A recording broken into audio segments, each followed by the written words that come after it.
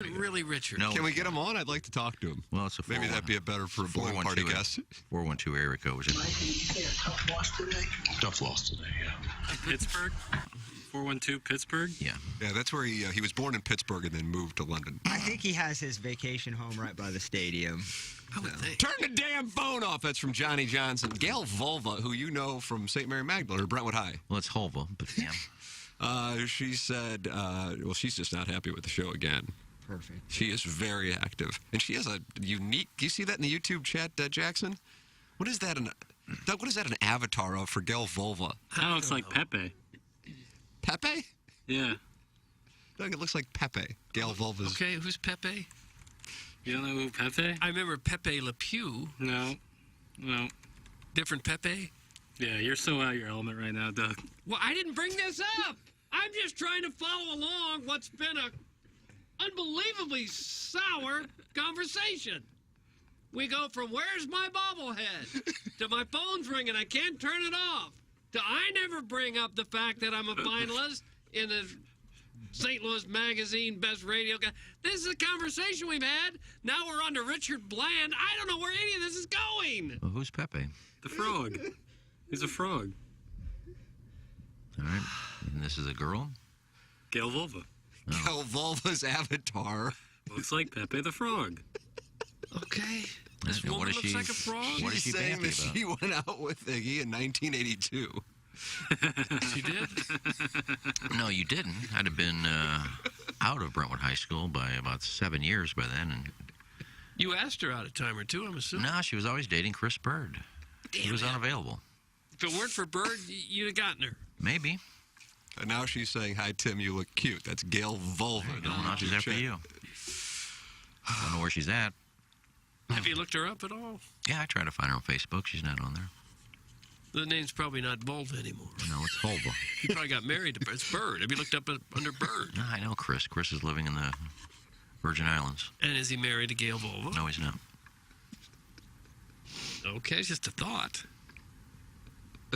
I'm just trying to follow this. Stubby Applause says, are you confused elderly gentleman, unable to silence your phone? Forget about all of your inadequacies with Tullamore Dew.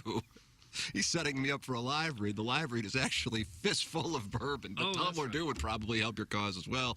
Doug, maybe that's the best way for you to forget about this Mungan-ass 7 o'clock hour today. It seems like it. A fellow tries to stay informed. He tries to keep up with the news and tries to keep up with sports, what's going on. And we come in here and talk about stupid things that I couldn't possibly be prepared for. And now who's Pepe? I don't know who's Pepe. Why is your phone ringing? I don't know. Who else is nominated for top 4? Oh, all Hubbard. Okay, I just don't know this stuff. You brought it up more than I have. I haven't. You brought it up 3 times already. Why would I bring it up? I apologize. I had like 4 or 5 DMs just, and I'm serious. I had 4 or 5 DMs just saying the show yesterday was one of the funniest I've heard in a long time. And today I've just ruined the first hour of this show, and I apologize. You haven't ruined it at all. No, you haven't ruined it. Yeah, I brought up some stupid topics. Well, that's the show. Of course, I don't think Plowhawk. Now, you see over there, I just looked over at the Plowhawk, and are you playing Wheel of Fortune? No, just collecting my daily chips for my World Series of Poker. What in the world is going on here? We are a news outlet. Me and Iggy are like the exact same people, only like 30 years apart. I don't play games over here. Well, you played that golf, and you showed the Spiderweb Club, right? Like you've Doug, done welcome that. to the Spiderwood Club. What is that? I don't know what that is Is either. it the Batwing? I don't play it while I'm not playing. I'm collecting free chips. You literally have collected free chips on air, Pips right? on Pips War. No, I open my chest. Hey, I was just opening my chest. I usually wait till a break. Oh, sorry, Tim. The show was going smoothly. I thought I could roll the wheel, Doug. This is smooth. This is a smooth show. I guess it is. TMA knows how our Walrus audience loves their meats. That's why we have teamed up with a local company that delivers high-quality, great-tasting meats straight to your door. Brush Creek Valley Farms is a direct-to-consumer family farm that raises, processes, and delivers pork and beef nationwide at cost-friendly prices. Go to brushcreekvalley.com to choose between their various box options. Build your own box or buy in bulk to have a great-tasting local beef and pork at all times. Brush Creek Valley Farms is offering 10% off any box by using the promo code TMA10 or 5% off any bulk order when you use TMA5. On top of that, if you subscribe to their monthly service, you'll receive an additional 10% off each order you make. Again, that's TMA 10 for any box order, TMA 5 for bulk orders, and an automatic 10% off when you subscribe. Go to brushcreekvalley.com to learn more about how you can get their meats in your mouth and support a local family farm. That's brushcreekvalley.com, high-quality meats for a lowbrow audience.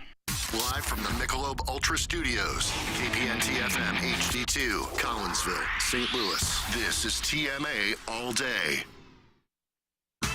Rise and shine, St. Louis. It's the Ryan Kelly Morning After on KPNT FM HD2, Collinsville, St. Louis. At the Morning After STL on YouTube and on TMASTL.com with Tim McKernan, Doug Vaughn, Iggy Strode, The Plowboy, and Action Jackson. 7:07 in St. Louis. You're listening to the Ryan Kelly Morning After. This is the Munganass St. Louis Acura Alton Toyota 7 o'clock hour from the Michelob Ultra Studios. Timothy, Michael McKernan, Douglas Sullivan, Vaughn, Kenneth Iggy Strode, the Plowhawk, and Action Jackson with you on the program. Come on in, friends. The water is warm, and so are the temperatures for February. It's like 60 degrees out there. I know it. This is great. I have to admit, I'm a fan of global warming. I just am. It may kill us all someday. It may kill all the animals and the plants, but I'll go down with a smile on my face. I'm just fine with it being 50 or 60 degrees in February. No complaints at all. Nice. If it continues this way, I'll just move to Alaska someday. Montana or something. But you will admit it's a little weird. It is. It's hot. Yeah. It does seem like winters used to be a whole lot tougher years ago than they are now. I don't know if that's just me, but it sure seems that way. Your thoughts on the winter, 314-881-TMA5. You can call in, too. We're going to do a press conference Tuesday today. Oh, okay. Where friends feel they can... Drop in at any time. That's right. And some Valentine's Day recommendations as we're only 7 days away from Valentine's Day. Okay. So go ahead and call in or text in or email in. Design Air, heating and cooling email today. Design Air, online at designairservice.com. Say, Seth Goldcamp, it's warm out. Should I start looking at my air conditioner? I don't know about that yet, Doug. No, a little early for that. I see there's a snowstorm, possibly, Iggy. I know you nailed the dusting last time we had snow in the forecast.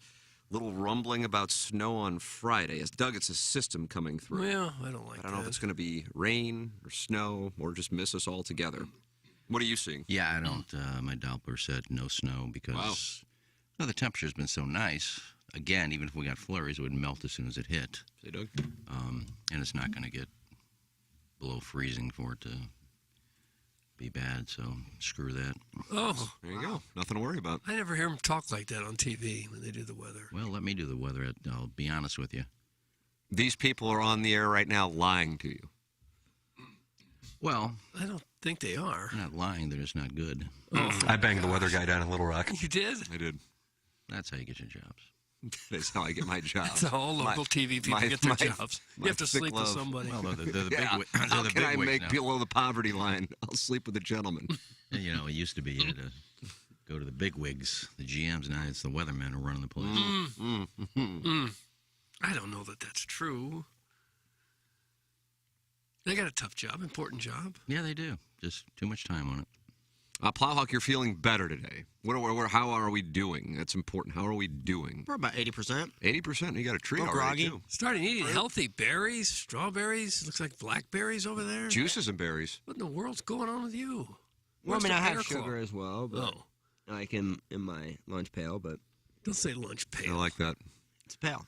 It's like a guy like in Allentown with Billy Joel taking his lunch pail to work. To the construction site. Yeah, but feel just a little groggy. Not gonna really feel all there. A lot of medicine. What was sort of taken. medicine did you take? Did some Dayquil. Did some congestive relief, NyQuil. So yeah, just all still stuffed up, obviously, but feeling a lot better. Yeah, well, that's good. Yeah. Well, the healthy food ought to help a little, too. Yeah, I like the fruits. I brought a Lunchable. All this sugar you eat, you'll pay for that at some point. We'll see. You can't have elevated sugar levels and be happy. I don't even know what that means. I'm not that old yet. Oh, well, okay. But Well, I you're doing appreciate better it. today with Absolutely. these fruit and berry choices. Back in the chair. Ready to go. Did you miss it yesterday? I kind of like Jackson's booth, I'll be perfectly honest with you. Why? It's nice, secluded. Central Corridor. Yeah. Central Corridor. You It's don't- like the Huntley of the studios. Yeah, don't need you all are in headphones. Creve Coeur. I'm in Hunley. Yeah. Jackson just talked down the residents of did. Shreve Corps. You had to catch it, though. If a fellow was claustrophobic, that'd be a tough booth to sit in for 3 hours. I don't think it's that small. Yeah, it's right in the wheelhouse. It's just big enough for me to be comfortable and just small enough for like people don't feel like they can congregate in here. Now let me ask you this, Doug. Can I ask a question? Okay. Even though you're going to be in the Hamptons on Thursday and Friday, correct? You're just going to go up there and make sure the place is ready for the spring. Yeah, some winterizing. You haven't been out of the country in a while. You might as well take another trip. Yeah. Marshy Marsh and the Playful Posse. He of the Fast Lane on 101 ESPN. Yeah. I think he's got a little bit of TMA in him. Why is that? Now, I could be off on that. Jackson and him kind of date. They date. You're not supposed to date coworkers here, Jackson. you were like trying to simplify and break it down, and you chose date. That's the verb I went with. All right. But you guys have an off-air friendship, right? Is that right? Yes, we are friends. But you aren't off-air friends with T. Diddy. That's not a shot at T. Diddy. I just don't think our interests are all that similar. What are his interests? I don't know what his See, interests I haven't gotten to know him. You haven't even tried. You found your person, and you're going to stick with him. Rocky O's a man in love. Jackson's a bachelor. Yeah. And so is Marshy Marsh and the Playful Posse. So Marsh is a young buck, 27, 28, something like that. Yeah, in that wheelhouse. Doug, was he a defenseman? I don't know. Seems like he'd be a defenseman. I think he was. Don Marsh? Don Marsh. The Channel 2 anchor? He played defense? I think so. Mizzou. What Mizzou's Hockey sport? Club. I don't think I know Marshy Marsh. Good guy. Really good guy. And so I said, while Doug is in the Hamptons, this provides an opportunity to bring in some, people and let them hang out on the show and just see how it goes. Oh, sure. Ours is the type of program where producers feel they can drop in and co-host at any time. That's correct. So Learn's coming in? Learn. He didn't mention Learn. Not even close. Freudian slip. We're talking about this fellow that Jackson's Oh, dating. Marshy Marsh. Now, my question is this. Plowhawk, if you enjoyed being in Jackson's Huntley suite and Jackson's dating Marshy Marsh, would it make more sense for the day Marshy Marsh is in, I don't know if it's going to be Thursday or Friday, for Jackson to be in here with the guy he's dating? Depends on if he's nervous or not. We are on camera in here. That is true. Oh, yeah. Not People- dating everybody- Marsh. Listeners can pick up an immediate love connection. What is it about him you like so much, Jackson? I'm not dating him. He's a tall drink of water. These two will make beautiful, Oh. tall children. Really? Has he been to your place? Unbelievable. Yeah, has he been to your place? We met before we went. We went to one. We went to Well, watch. you just said no. Wow. We went to watch one soccer game when it was England versus U.S. That's how it set- starts. That Black Friday or the day after, I can't remember. Yeah. And we Prod met. Joe got it going, too. You grab his with, scarf, remember that, bring was him it closer. Knuckles? Oh, Dougie had a buddy named Knuckles. oh, he did. Then Nigel or something. And then the next thing you know, he's carving a landing strip in his Right. pubis. Yeah. Wasn't it Saw that. Klaus? Wasn't the other It one was named Klaus and Knuckles. Maybe that's what it was. Nigel. Brad and Josh. Nigel is funny. But we met at my place and then Ubered to BPV, so it wasn't like it was like Gosh. we shacked up. Like he just came over for like 10, 15 minutes and had a beer. Did you both sit in the back seat together? Yeah, that's Oh, that's God. protocol in Ubers. Oh, That is protocol. Yeah, I would ask the guy, can one of us sit in front with you? And what if he says no? Then we don't take the Uber because come on. Stephen Wildwood says, Marsh is a thief and a plagiarist. He best be held accountable. That's Stephen Wildwood. I think that, I could be It's a wrong on this, serious Jackson. Stephen Wildwood left a mic drop for our show, but Marsh played it for the Fast Lane. Is that what happened? Yeah, but then he edited it out. Oh. Like Tim, like Steve said. So Tim he or could something. use it on the Fast Lane? Right, because they would have been confused. I think it was just like simplify it. As a producer, I understand what he did. Boy, he defends this guy, too, Doug. I know. Do you guys have like no male friends? Like, why is it weird? No. Why is it? Well, weird? I have a number of them. Most of them from the South Side or from the University High School. But I've never spent weeks upon weeks in a cabin with them or taken an Uber and sat next to them to go watch a soccer game. So Only one of those things. we hang out at the happened. Windsor Inn on Hampton or Mally's on Hampton, and we drink whiskey. Yeah. Yeah. Look for the good old days. Chop wood. That kind of thing. Yes, me and Marsh have, I guess, chopped wood. Is he going with you on this boys' trip? No. Did you ask him to go to Jamaica as your plus one? Oh, wow. I did not. At least Ann messed that up, or you could have asked him. Yeah. There's 15 boys waiting for me. There's Weezer. Mm-hmm. He would have enjoyed it also. Juan from PP Corp is sending in questions, and again, it's a press conference Tuesday here. Who's got the better mouth, Jackson, you, or Marsh? That's from Juan from PP He's Corp. got the better mouth. What? What kind of question is that? In what terms? Looks like gay porn here. Oh, Thanks, Frank. I think Rockio's got the best mouth from playing the tuba so much. When is it okay to kiss a guy? Oh, Krispy Kreme. Let's see, caller Ellen wants to know if he's traveling to... Doug, you say Appalachia or Appalachia? I say Appalachia. I say Appalachia, too. I want to make sure I was right Huh. on that. So Are it's, you going to that? That's April? Yeah, end of April. But Marsh will not be going. he gave you the go-ahead to go and see the other fellas? No, it's an open relationship. The Appalachian Trail doesn't go through Gatlinburg, does it? The mountains do, don't they? I don't think so. Those are the Smoky Mountains. Right, you're right. I mean, the Appalachian Trail is like 1,000 miles long, but Appalachia is like a region? I don't even know. Good morning. One of my fraternity brothers went to watch the United States versus Colombia game in the 1994 World Cup with a male coworker, and now they are married. Thanks. That's from the Warson Woods. That's how it happens. That's how it happens. Whatever. Jackson's tapping. Yeah, This is nonsense. This is He's going to nonsense. go look at some South Carolina game I'm trying to film. figure out where the hell the Appalachians are. No, they run through Tennessee. Yeah, they do. Yeah. When I drive, like if you drive to Atlanta, pleasant drive, especially if you can get stopped in Atlanta, you will go through, I guess it's, Doug, is it before Chattanooga or after Chattanooga? You ever made that drive? Yeah, sure. it's right through Chattanooga. Yeah, it's like before and after, right? Yeah, you're right. And then you're out of Tennessee into Georgia, and then you're back into Tennessee. You sure are. Strangest damn Yeah, thing. boy, that's fun. Strangest damn thing. It just fun. is. It's Yeah, fun. they run right through Gatlinburg. Mhm. I knew they were large. I just didn't know that ran through. Really large. It goes from like the southern part of New York all the way down to northern Mississippi and Alabama. Is that right? Yeah, I guess knew it's it was- fun with mountain ranges. I knew it was Really? like 1,000 miles, the trail. We don't talk enough about mountain ranges. I agree with you. That's a miss for this show. Had we started talking mountain ranges in like 2007 or 8, I think we would have been on HD2. Like We'd be somewhere different. Yeah. I love mountains. I just don't like cold weather. So I said if I ever moved to Jamaica, I would build a house up in the Blue Mountains.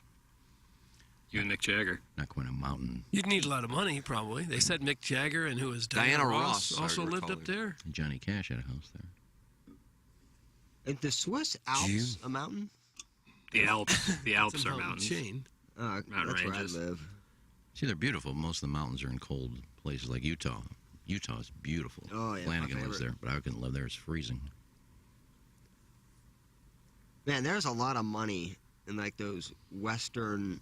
I mean, you go to Wyoming, you go to Montana, Utah, especially. They're just these hidden little $20 million houses just nestled in this mountain. Ted Turner, man, he owns so much of Montana. It's insane. Him and the steamer. Yeah, they own like almost all of Montana, like all of like the residential property. Speaking of which, did you see the Yellowstone news? Nurse? I No. It was, They better not cancel it last season with Costner. So it's a headline on the New York Post this morning. Kevin Costner's Yellowstone work dispute sparks cancellation buzz. Doug, do you watch Yellowstone? No, I have not yet. I want to, but I haven't done it yet. Haven't knocked it out. And I read, hold on to your cowboy hats. Is Yellowstone doing its last roundup? Paramount Network, Paramount Global, and series co-creator and showrunner Taylor Sheridan could be ending the popular Western in its current form.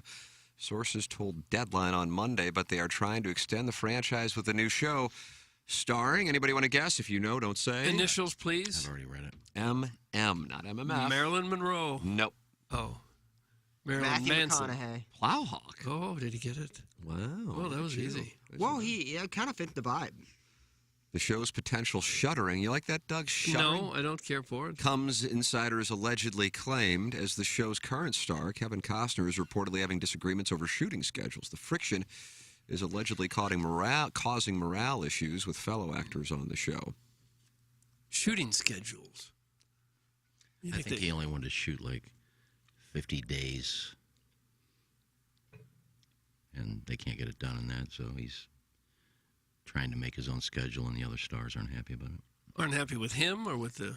Yeah, because Producers. his demands. Why do these people have so many demands? Well, I guess if you get to be that big and you see guess so, you're the guy who's carrying the show, you want things done your way. Happens a lot with TV shows where people get a lot bigger and then shooting schedules get tougher. Happened real bad with Atlanta. Doug, you ever watch Atlanta? No. Daniel Glover. Donald Glover. I feel like Kevin Costner. Danny Glover starred in Lethal Weapon with Mel Gibson and Joe Pesci. Yeah. And he would say, okay. Remember that? That was his big line? Well, people remember him for Goodfellas, but they remember him more for playing Leo in Lethal Weapon I 2. didn't know, I And he missed goes, that. okay. And then I think he came back in Lethal Weapon 3. Now, do you know, have they... I didn't read the entire article. I just read the gist of it. Have they finished the last 8 episodes of this season? I'm not sure if they have. Because they said it's supposed to be released this summer. Yes, that's correct. So I'd like to at least see him finish up this season. Because there's a bunch of cliffhangers at the end. I think they all got shot. Well, if it's due out this summer, they've probably finished shooting it. Not necessarily. I don't know if I'm Matthew McConaughey in that role. All right. I feel like Yellowstone was amazing 2.5 seasons. 3 seasons, maybe. It just I feel like it's dragging a little bit longer. I love it, and I love the offshoots in 1923 and 1886, whatever it is. Oh, you watched those? I haven't watched those. Yeah, with they're Harrison great. Ford. They're fantastic. Doug, Helen Mirren. We watched the new one last Tim night. McGraw, Faith Hill. Oh, yeah. And Emmanuel Lewis. But I feel like these storylines drag out Does he for play? 8 episodes on some of these. Is this season 5? Is that the current season? It is. Then they've already shot it. Yeah, they split They it up shot into it 2 last summer. parts. All right. No, they just had 8 episodes in part 1. And part 2 is supposed to be released sometime this summer if they're done shooting. That's why I was asking this, if Costner, does this interrupt shooting of the second part of this season? Well, it says filming for season 5 started in June 2022 in Missoula. So I assume they shoot both parts. No, they've already done that. I'm not sure they did all 16 parts. Right. They wouldn't wait until the summer to release the second 8. But Kevin Costner, I guess he's the governor, but I feel like I see more and more of the second-rate actors and country music stars on the last couple episodes than I have Kevin Costner himself. Like A lot of festivals. Man, I can't get over it. But well, that's the niche audience are going for, probably. it's really good, though. I can't complain. I really love it. It could be more action. Doug, I Well, think you would really like it. I think I would, too. I've just been lazy. I haven't knocked it out or crushed it yet. Yellowstone is white trash, yo. Doug, that's Oh. from Green Park Goblin. Not their white trash. I don't think it's white trash. Cowboys. You can watch how hot we look today on youtube.com/TMASTL. Subscribe to the page, as 4,460 friends of the Feather have done. You can watch all of KG and O-Town's TikToks. KG and O-Town will be in on Thursday and Friday. And Doug will be in the Hamptons on Thursday and Friday. So are you going to be able to watch the Super Bowl, or are you going to have to I think I'm going to have to fly back during it? Yeah, I think so. I'm going to have to watch it on my phone on Yeah. the plane, I think. Yeah, I was watching shows when we were flying No. Jamaica and back. That's not horrible. No, not at all. Yeah, I don't mind. All right, fair enough. What are you doing for Super Bowl? You ever do anything? Oh, yeah. I mean, oftentimes, most of the last few years, I've not been in town. But last year we were here since the baby was born. I don't know. I would imagine when you got 2 young kids, you're not necessarily out snorting rails. I mean, I will do cocaine. I would have think, to, yeah. I have to like go down in the basement and make sure at least the younger one's not around. There's a lot of Jameson people. does a couple bumps with me. So, He does. Oh, no. yeah, that's Well, you why he's so high energy. Start them young. Just a couple key bumps. I'm one of those guys that We went to Obie Clark's last night. Oh, he did? order a beer and a burger. Big we ID. went out putting and chipping. It's warm enough. I thought it was warm enough. The hawk was up. Holy crap. And he went up and was like, all right, it sounds good. What do you want? Let's go home. No, let's go get wings. I'm like, this guy's like, he's 25. What do you want to do? Chase some tail and get wings and drink booze? So where'd you go for wings? Obie Clark's. Good wings. And I got a pizza. Good pizza. Since I didn't have Friday night as pizza night because I was on the vomit comet. So I'm like, I'll go ahead. And I got to tell you, What? I think that Obie Clark's pizza flies under the radar. Is it good? Man, oh man. I would describe the pizza sauce as sweet. Is that fair? Yeah, I would say that's accurate. Boy, I like it. It's good. It is really good. A good menu. Just a good spot over there. It at is. Clark's. As many times I've been there, I don't think I've ever eaten there. Really? I've always just gone to drink. I don't think I've ever. Did you just burp anyone? Such a casual belch. No, I kind of. No, that was I'm gonna three bet it. Yeah, I'm gonna three bet it. Puck Yeah, Swope I've will never- provide the that was audio. awesome. I've never eaten there. I'd recommend it. I've eaten there a couple times. Most people have just taken a picture of the cup there, right? Kind of. Yeah, Oh, yeah, I the was chalice there. was there, June Yeah, 19. I was there that night. That was a fun night. That place was bumping. Yeah. I Were you didn't- there that night? No, I don't. I didn't need a picture of the cup. I was invited, and I said I'm not getting off my couch. Yeah. Of course. It wasn't that big of a deal to me. Because they win the Stanley Cup all the time. No. And why would you want to be involved in a big fun I just party? didn't need to get off my couch and drive to O.B. Clark's with 1,000 people, and he had touched it.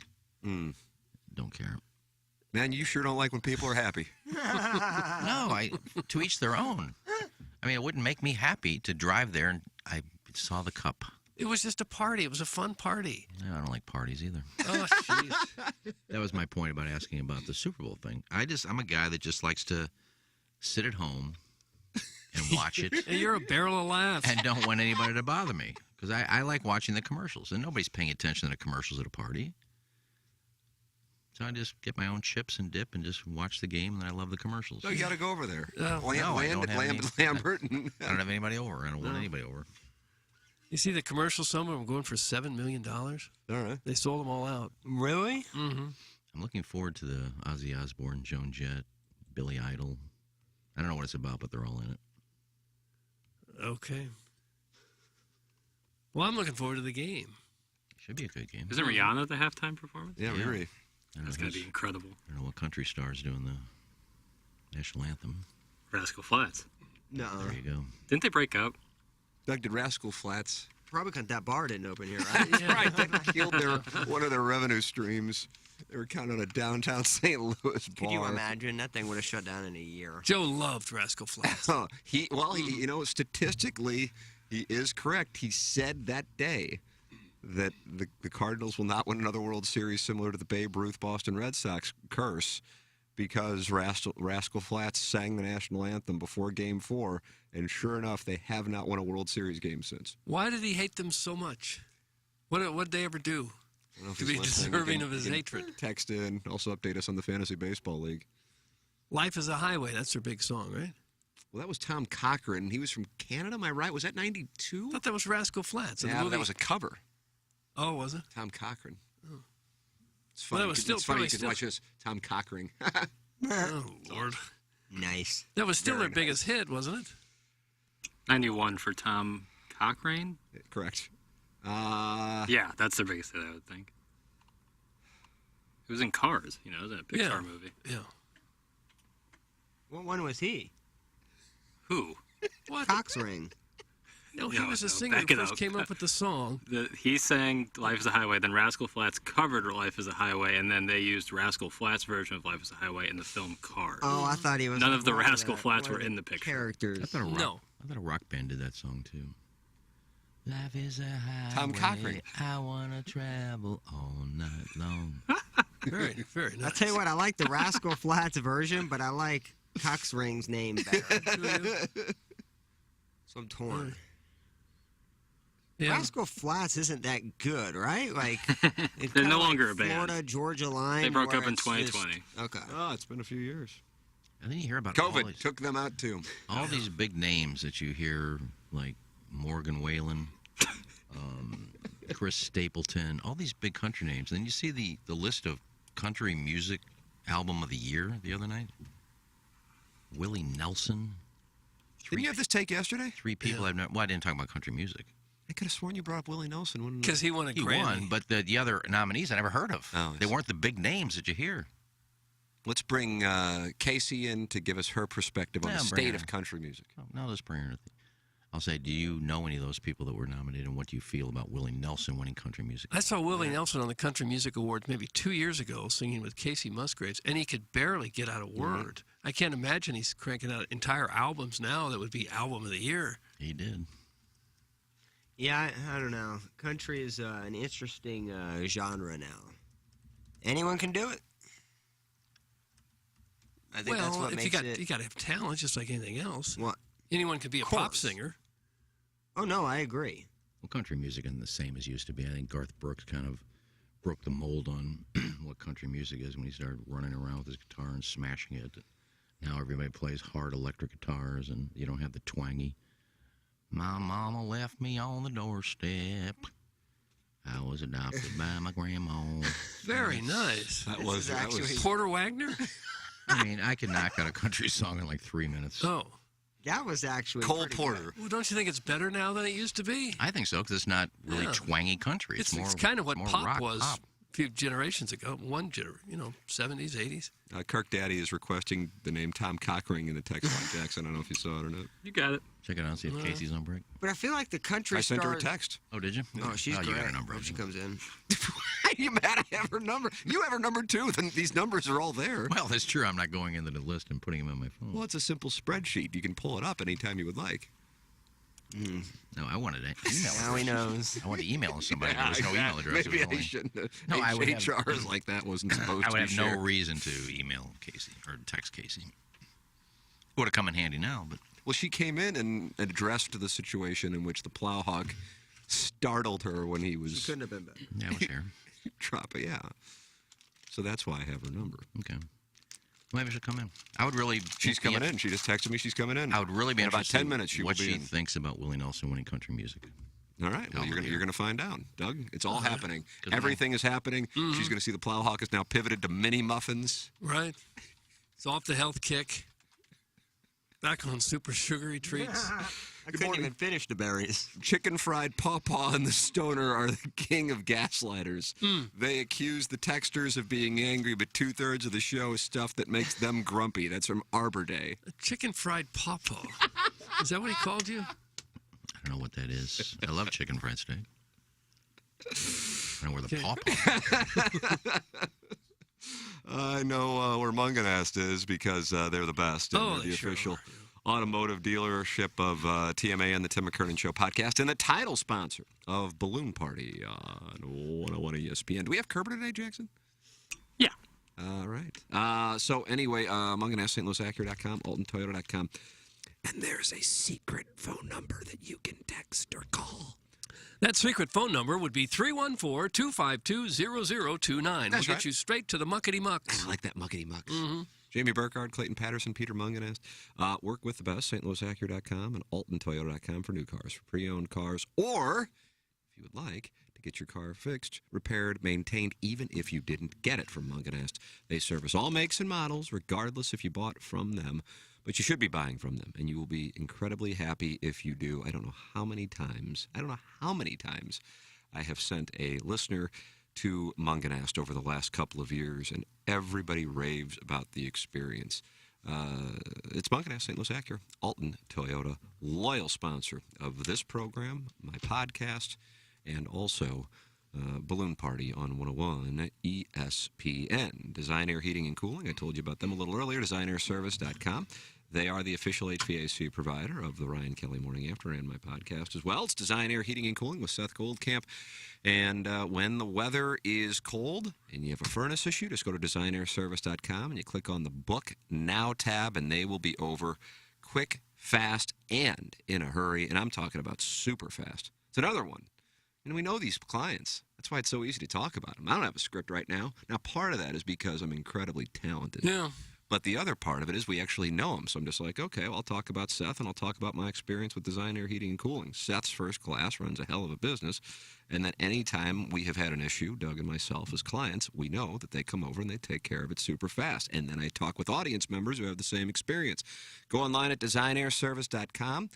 It's Design Air Heating and Cooling, the official HVAC provider of the Ryan Kelly Morning After. And Doug, I said the Ryan Kelly Morning After, and there's a reason for that because he's the title sponsor. Has been for many years. Yep. Very thankful for Ryan Kelly for that. Couldn't ask for a better title sponsor than him. And he wants to help you get your finances in order. Is living paycheck to paycheck starting to wear you down? Or are you stressed out when it comes to paying bills? Many Americans are getting financial relief with a simple cash-out refinance of your mortgage. How much cash can you get with the home loan expert? Well, enough to pay off those credit cards. Credit card interest rates now like 20% or higher. Mother of mercy. It's just crazy to pay that. If you are deep in credit card debt, and you're a homeowner, you can refinance that mortgage, take money out, pay off those high-interest credit card debts, roll it into their mortgage, and you will be saving a ton of money. Get a few months ahead of bills, have extra cash in the bank. The Home Loan Expert's 10-day closing guarantee can make all of that a reality. Don't let higher interest rates stop you from buying the home of your dreams. Home prices starting to come down a little bit. Good time to buy. The Home Loan Expert will do refi with zero fees anytime 6 months after the original closing. Check out the Home Loan Expert's new VIP refi program. The time to strike a deal is right now. Any questions? Want to get yourself pre-approved? Learn more today. Go to thehomeloanexpert.com. Ryan Kelly and his fabulous staff will take as good a care of you as they did of me. That's thehomeloanexpert.com. There he is, title sponsor Ryan Kelly, now for a decade here on TMA. Ken Strode has returned to the Michelob Ultra Studios. Michelob Ultra, 95 calories, 2.6 grams of carbs. When the weather starts warming up and you're out on the golf course, make sure you're enjoying Michelob Ultra, sponsor of our golf tournaments. And there will be announcements regarding these golf tournaments coming up here as we continue the tradition. The Fan Page Club Championship, the Dotem, the Lemmings, and my quest to qualify for this year's U.S. Open. I don't know that you're going to make it. I feel like Los Angeles Country Club fits my game. How so? Old-fashioned course. That's right. That's what it is. Old-fashioned. That's right. That's exactly right. And I'm a great putter on POA. Casey from WIL is going to come in to tend to country music with Iggy. So she's going to be in here momentarily, and that is going to be wonderful. Yeah. Doug, we break down the state of the country music industry with in the award season. It just seems like they give him an award, like it's always a lifetime achievement award every time something comes up. He's still alive? Okay, he's the winner. Still alive? All right, he wins again. You talking about Willie Nelson? Yeah. If I was one of the other country music stars, setting records with album sales and everything, I'd be upset if I never won anything, had the most popular records, and they keep giving it to Willie Nelson. Well, they give out so many awards that there were like 30, 40 awards given out before the show even started. The Foo Fighters got a Lifetime Achievement Award to even have them on there. I'm sorry, not Foo Fighters, Nirvana. Well, it would have been phenomenal had they appeared. Dave Grohl was there. Doug, was Chris Nova... Do you say Novoselic? I don't say any of it. Grohl with his wife and 2 daughters. Didn't see him. No, where were they? They were there. Didn't see him. Maybe they weren't weird enough? Kept showing Taylor Swift dancing that people should even know. Okay, that's enough of that kind of thing. He's going to create a GIF of that, and it's going to be wonderful. Iggy, what do you think about Brandy Carlisle's Broken Horses performance at the Grammys? Thanks. That's from Kevin's brother, Jack Demoff. I didn't like the song. There's the answer. I also didn't care for their significant others or fans or buddies from the bar introducing them. Just like the fans. Let's go to the fan roundtable and talk about their favorite artist. Oh, Harry Styles has got to win. He's so cute. Oh, come on. They didn't say that at the end. They have to reinvent something every year. Yeah, that's right. Just give out the award. Play some music. And you're still banty about these Grammys. Just end the award shows all together. Yeah, that'd be fine, too. Nothing against these other genres, but I love watching the Grammys when you had Aerosmith and Styx, Bob Seger, all these bands playing, Peter Frampton. It was like a rock show. Now you don't even see a rock band play. Yeah. There's bands that win awards, you don't even see them. It's just how outrageous can we be? We can't have the... Can we be more shocking than the last... I've never heard a Bad Bunny song, and he makes like $20 million. Does he speak English? It's amazing. I guess I'm so out of music that I don't really know what's popular now. Good morning. Why are we talking about the Grammys again? Didn't we let him complain yesterday? That's from Mrs. Gianni Shan. Well, these are new complaints. Bad Bunny is so fire. Doug, did you hear that? Bad Don't Bunny. say things like that. He could be. I'm not. He is. I just don't. He's also one of like the biggest music artists in the world. Well, he's so. He just I doesn't think speak he English. has records of like. Yeah. The amount of buildings he's sold out. Like he makes a ton of money. Where's he from? Where is this rabbit from? Puerto Rico. Puerto Rico, because J-Lo was giving him a standing ovation. Titi me pregunto. Now what's the fire. snack, Clousy? Man, you are going through some calories in this 7 o'clock hour, Jeff. I need to refuel. What is this now? It's a honey bun, and there's another one in there. But Jackson, your buddy Sweet Kai says, please cut boot face off. Oh, damn. Sweet Kai is sideways with. Yeah. Crestfallen. They came up with a new award for Bad Bunny. What was it? Mexicano Electronio. Nurse? What? It was urban music, right? but just in Spanish. Yeah, so Musica Urbana. Yeah, he's popular, so let's give out a new award for Latin music and give it to him. Good morning. I would like to nominate Strode for the Lifetime Hacker or Hijacker Award. That's from Clevie Wade. Is this Tuesday's show or is Lazy Boy playing another repeat? Oh. That's from Am I Harrison Lazy Feather Boy? Master. Yeah. Damn. Well, look, me bringing up the Grammys got Casey in here, so... Well done, chicken fried pawpaw. Look, I got here at 4:30 yesterday morning while sick. How about that, Doug? Look at that. Nice going, Lou Gehrig. I'm a lot of things. I don't think lazy's one of them. No, you're not lazy. And not Hungry, to change you're the hungry. subject You're again, starving over there. but it has to do with the Grammys. While I was watching... Another hot take? Yeah, I think so. you don't even know when they're starting. Like you're over there on one topic, and then another topic starts under it. It's like we're doing row, row, row your boat. It's a round. Right, it's a we're brush still on the fire. previous chorus, Yeah. and then the next one It starts. has to do with the Grammys, but as I was watching, I said there's a reason that they're not showing a close-up of Madonna. Oh, Now yeah. you see all these pictures come out. My God, I don't know what's... There's one thing with plastic surgery, but what has happened to her? Filler. Whew. They pump that filler into their face. Somehow they think the huge cheeks make them look young. I don't know what's going on. It's with tragic what it does to them. She's going on tour. Do you think that she believes she looks good now? She must. I don't know. Well, I'm sure there's a reason that she said no close-ups. So that was actually documented that she said that, or No, just she wound up didn't. being it? I don't know why they wouldn't. Everybody else had close-ups of them. She was the only one that had a faraway camera when she was giving out the award. I'm sure it's really hard for women who are stars to some degree because of their looks to grow old gracefully and to deal with that. But some people get great plastic surgery. You can't even tell. Jane Fonda looks tremendous. Yeah. She's in that new Tom Brady movie, and she looks like she's about 40. 80 for Brady. Mm. Doug, can you name the stars in 80 for Brady? Jane Fonda. Yes. Tom Brady. Yes. Okay. I'm going to need initials on the others. SF. Steve Friedman's in it? No, you didn't. No, Flying Nun. Sally Field. Yes, Mrs. Doubtfire. She got naked, too, in Sally Field got Pumping naked in The Flying Nun? Pumping Iron with Arnold Schwarzenegger. She's standing by the fireplace naked, and she has the cutest butt. What's she doing by the fireplace? Just standing there naked. And he's in the gym lifting I weights? don't know. He was sitting on the steps or something, but she was What a just scene. Who directed that? I don't know. probably Schwarzenegger. Huh. I feel like we need a fact check on that. Look it up. Pumping George Iron. Butler. Pumping Iron. George with Sally Butler Field. directed it. Yeah. Ladies and gentlemen, we welcome to the Michelob Ultra Studios from WIL. Plowhawk just. Well, I was referring back to Iggy when he I called see. her Katie. Casey is in studio again. I get that a lot. Half the people here call me Kelsey. Kelsey. I know. Casey, thank you for coming in on short notice. Ken Strode, you know him as Iggy, was just complaining about Willie Nelson receiving a Grammy and then went off on the state of country music. You host the Morning Drive on WIL and are a friend of the show, so would you like to set Iggy straight here? Wait, I didn't go off on country music. I said that there's so many big stars here about Chris Stapleton selling out whatever stadiums. You got Morgan Wallen. And is that hurt his credibility when he mispronounces his name? It does. Well, I didn't know who he was. Well, he's like the biggest star going You should know right who now. he was. He's going to be at Busch Stadium 2 nights in a row this summer. Yeah, I Already know. sold out, apparently. A friend of mine asked for tickets last year, and I didn't know who it was. And I asked Jesse, "Do you have tickets for this Morgan Wallen guy?" Wallen. And she goes, "It's sold out in 2 seconds. I don't think so."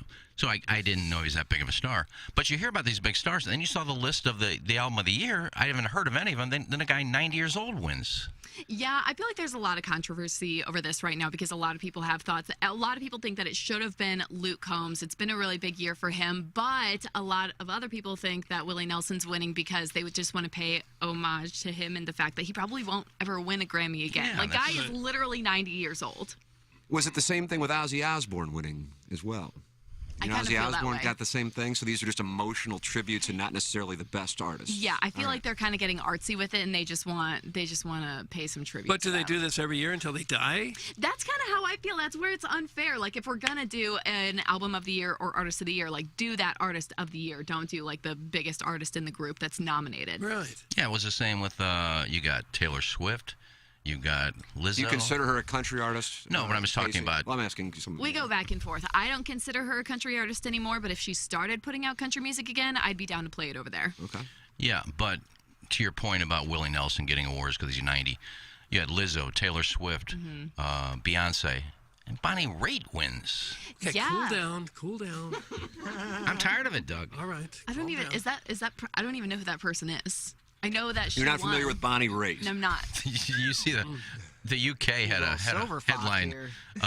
naming all these people Beyonce and some unknown bluegrass artists Unknown. win.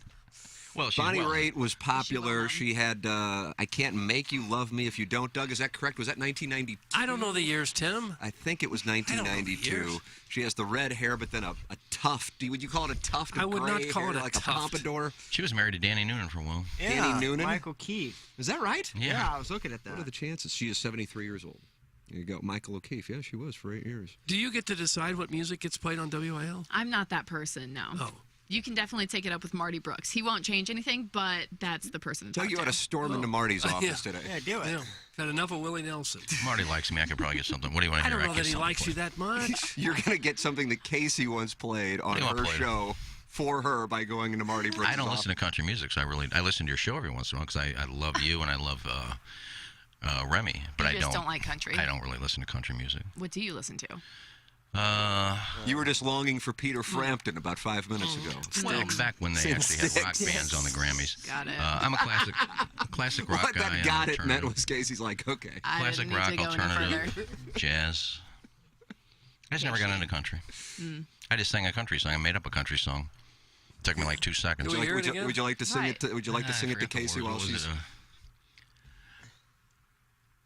What was the words? I was Your song, found, bro. I was found on a doorstep when I was 6 months. Oh, My mommy and daddy abandoned me. That's fantastic. terrible. There was a nice country couple from Kentucky. I lived with them for 14 years. Some sort of musical genius. It doesn't This is take much. ad lib. My God. You got to play that this morning and see how it. I See what, definitely have to tell my co-host about it for sure. what a kiss ass Iggy is. That's from Brad in What am I Boca. kissing ass? Hey Iggy, quit huffing and puffing into the microphone just because there's a girl in the room. Thanks. That's from the real mayor of Oakville. All right, you guys take it over. You've had enough. He's crestfallen now. He's crestfallen. He's not on camera. Casey, you went to the same resort we were at. Sandals Ochi. That's correct. How did you enjoy it? So we had a rough go at it. Oh, really? Our flights got canceled and delayed, and we got there like probably 30 hours after we were supposed to. Yeah. So we were kind of pissy to begin with, but I saw that you guys had a much better trip. We had no issues with travel. We had none, as a matter of fact. Yeah. Actually, I have to shout out Iggy because all anybody talked about all week is how great you were doing posting on social. I know that's a big thing whenever you go on trips like this. Wow, Nice I didn't. job. I got to be honest with you, Iggy. Well, How I about did. that? Well done, Because I chicken knew fried part of the trip pawpaw. was all the tags, and they wanted a lot of it. So I went on my way and posted a lot of stuff. And good stuff, not just like Thank you. throwing it up there. Yeah, look at you. How about Iggy that? is a social media superstar. He is a super. No, I'm back to normal, posting nothing. He'll get invited back. We discussed the possibility of the singles scene down there. Mm-hmm. As we have now seen, it didn't seem like there were a lot of singles there. Yeah, it's like a honeymoon kind of resort. Yeah. Yeah. So Jackson didn't convert, nor did. I was gonna ask if anybody had luck Now with that. the under. We set the over/under of the 5 of us on the show 2.5 because I was bringing my wife, Plowboy was bringing his longtime girlfriend. So we knew we would have 2. The question: Doug married for a long time, but Iggy or Jackson would they convert? And as far as I know, the answer is no. And I lost money on that because I bet the over. Well, I didn't try. I'm not there to. No. Well, didn't you if have the had lady tried- who was Iggy was out on what do you call it, a lanai? I call it my lanai. He was on his patio Patio. smoking at around 1 a.m, and an intoxicated female asked to come up to his room, but then she unfortunately got sick in the garden area, and then he was never wow. able. But I feel like we were on the verge of covering because she asked to go up to his room. Do you believe that story? No. I mean, No. I did hear that this is not your usual type of Jamaican resort, though. No, I had to wear clothes. I wasn't used to it. Yeah, he usually is over at Hedonism, which is in the Grill. Yeah, he brought that up during the Zoom call with like the Yeah, marketing with the staff. people from Jaw Marketing, and I think they were just delighted by that. No, I just asked. I'm not used to bringing clothes on these Jamaican trips. What do I bring? Do we need long pants? Do you need a dress shirt? What? Yep. Valid questions. Yeah. I thought so. You did have a nice conversation with some heavy smokers in the hot tub. Heavy smokers. Yeah, weren't they supposed to, if they were swingers, you would have gotten lucky with that kind of the scenario? They were. Yeah, we weren't smoking in the hot tub. Oh, I thought you were. But didn't you join them late at night in the hot tub? Yeah. The old people's, you probably, did you have, were you on the ocean side or the hillside? I was on the ocean side. So you were in with the garden area with the Yeah. koi pond, Mhm. and the old people's pool was right there. Yeah, you're right. I fit recall that there was the a pool hillside was titled. way better. I fit in right That's there. where I went over the hillside because Iggy and I were sharing a wall, and I felt uncomfortable. You with said you left because of water. Well, we did have a water issue as well. Well, why were you leaving because of me? Well, because of two reasons. Because I was sharing a wall with you, and we had a water issue. Well, what does the wall have to do with me? Was I making noise? No. No, it's potentially them maybe making That's noise. exactly right. Well, I I called couldn't it. hear anything. Well, because we didn't make any noise. My God, I've never heard anybody moving because they're next to me. Well, it wasn't solely. It could have been Doug. Well, you knew you'd be next to somebody. I wasn't next to anybody. Right, not necessarily. Plowhack, it was like in I the had house. I had the best room in the whole place. Had the top floor, had carpet in my room and not tile. I hate putting my feet on tile. I don't mind hardwood. I hate that tile feeling on it. Well, then you were the big winner, Oh, Plowhack. huge. Now, were you guys there for a week, or did you do the 3 days? Iggy was We were complaining there about for the like length. 2 days. It was Because of your very travel short, issue, I Because guess. of our travel issues, God, yeah. that had to suck. Yeah, so we had a tough time there. But it felt like you guys came back to work that week. You We guys were did. here on Friday. We were. I was surprised about that. We're champions. That's what we are. We are champions. I will let everyone know. Thank you. We took Thursday off, though. Yeah, this We Well, didn't as get you back should. until like 11 o'clock at our house. That's about when Right. I would've didn't expect to see you guys here until this week. But you've been to a few of them, haven't you? Not just Jamaica. You've been to a couple of them, haven't you? Yeah, we've been to Jamaica probably 3 times, and Bahamas and Turks and Caicos. So just the start. Oh, what's You'll your favorite? definitely be invited back. My favorite's Turks. Oh, is that right? I've Yeah. been to Turks and Caicos. What'd you like about Turks and Caicos in comparison to Jamaica? Since we've been there and our audience has seen it now. Specifically, the resort we went to, it's Yeah. the beaches. It's massive. Oh, It is so big, but there's kids allowed there too, which turns a lot of people away. But the resort is so big that you don't even realize they're there. How about that? I want to go to the Curacao one, the one that they just opened. Yeah, it looks Sandals. fancy. That looks bomb. And you're heading back to Jamaica in September, you told me? Is that right? Fingers crossed. Yeah. We'll see what happens before then. But also, I'm getting married at one of these resorts. You're getting married at one Oh, of be them now? darned. Yeah, the company that sends us on these Nice. trips, I'm getting married at one of their resorts. So I'm trying how to about that? go to that one on a broadcast, hopefully sometime this year. Oh, my They God. tried to get me to do that. That'll help cost for the wedding. I hope so. Oh, my goodness. Their chapel is actually pretty cool. They're like It's an over-the-water chapel at the it one in is. Jamaica. And they have the glass bottom, like to where the chairs are.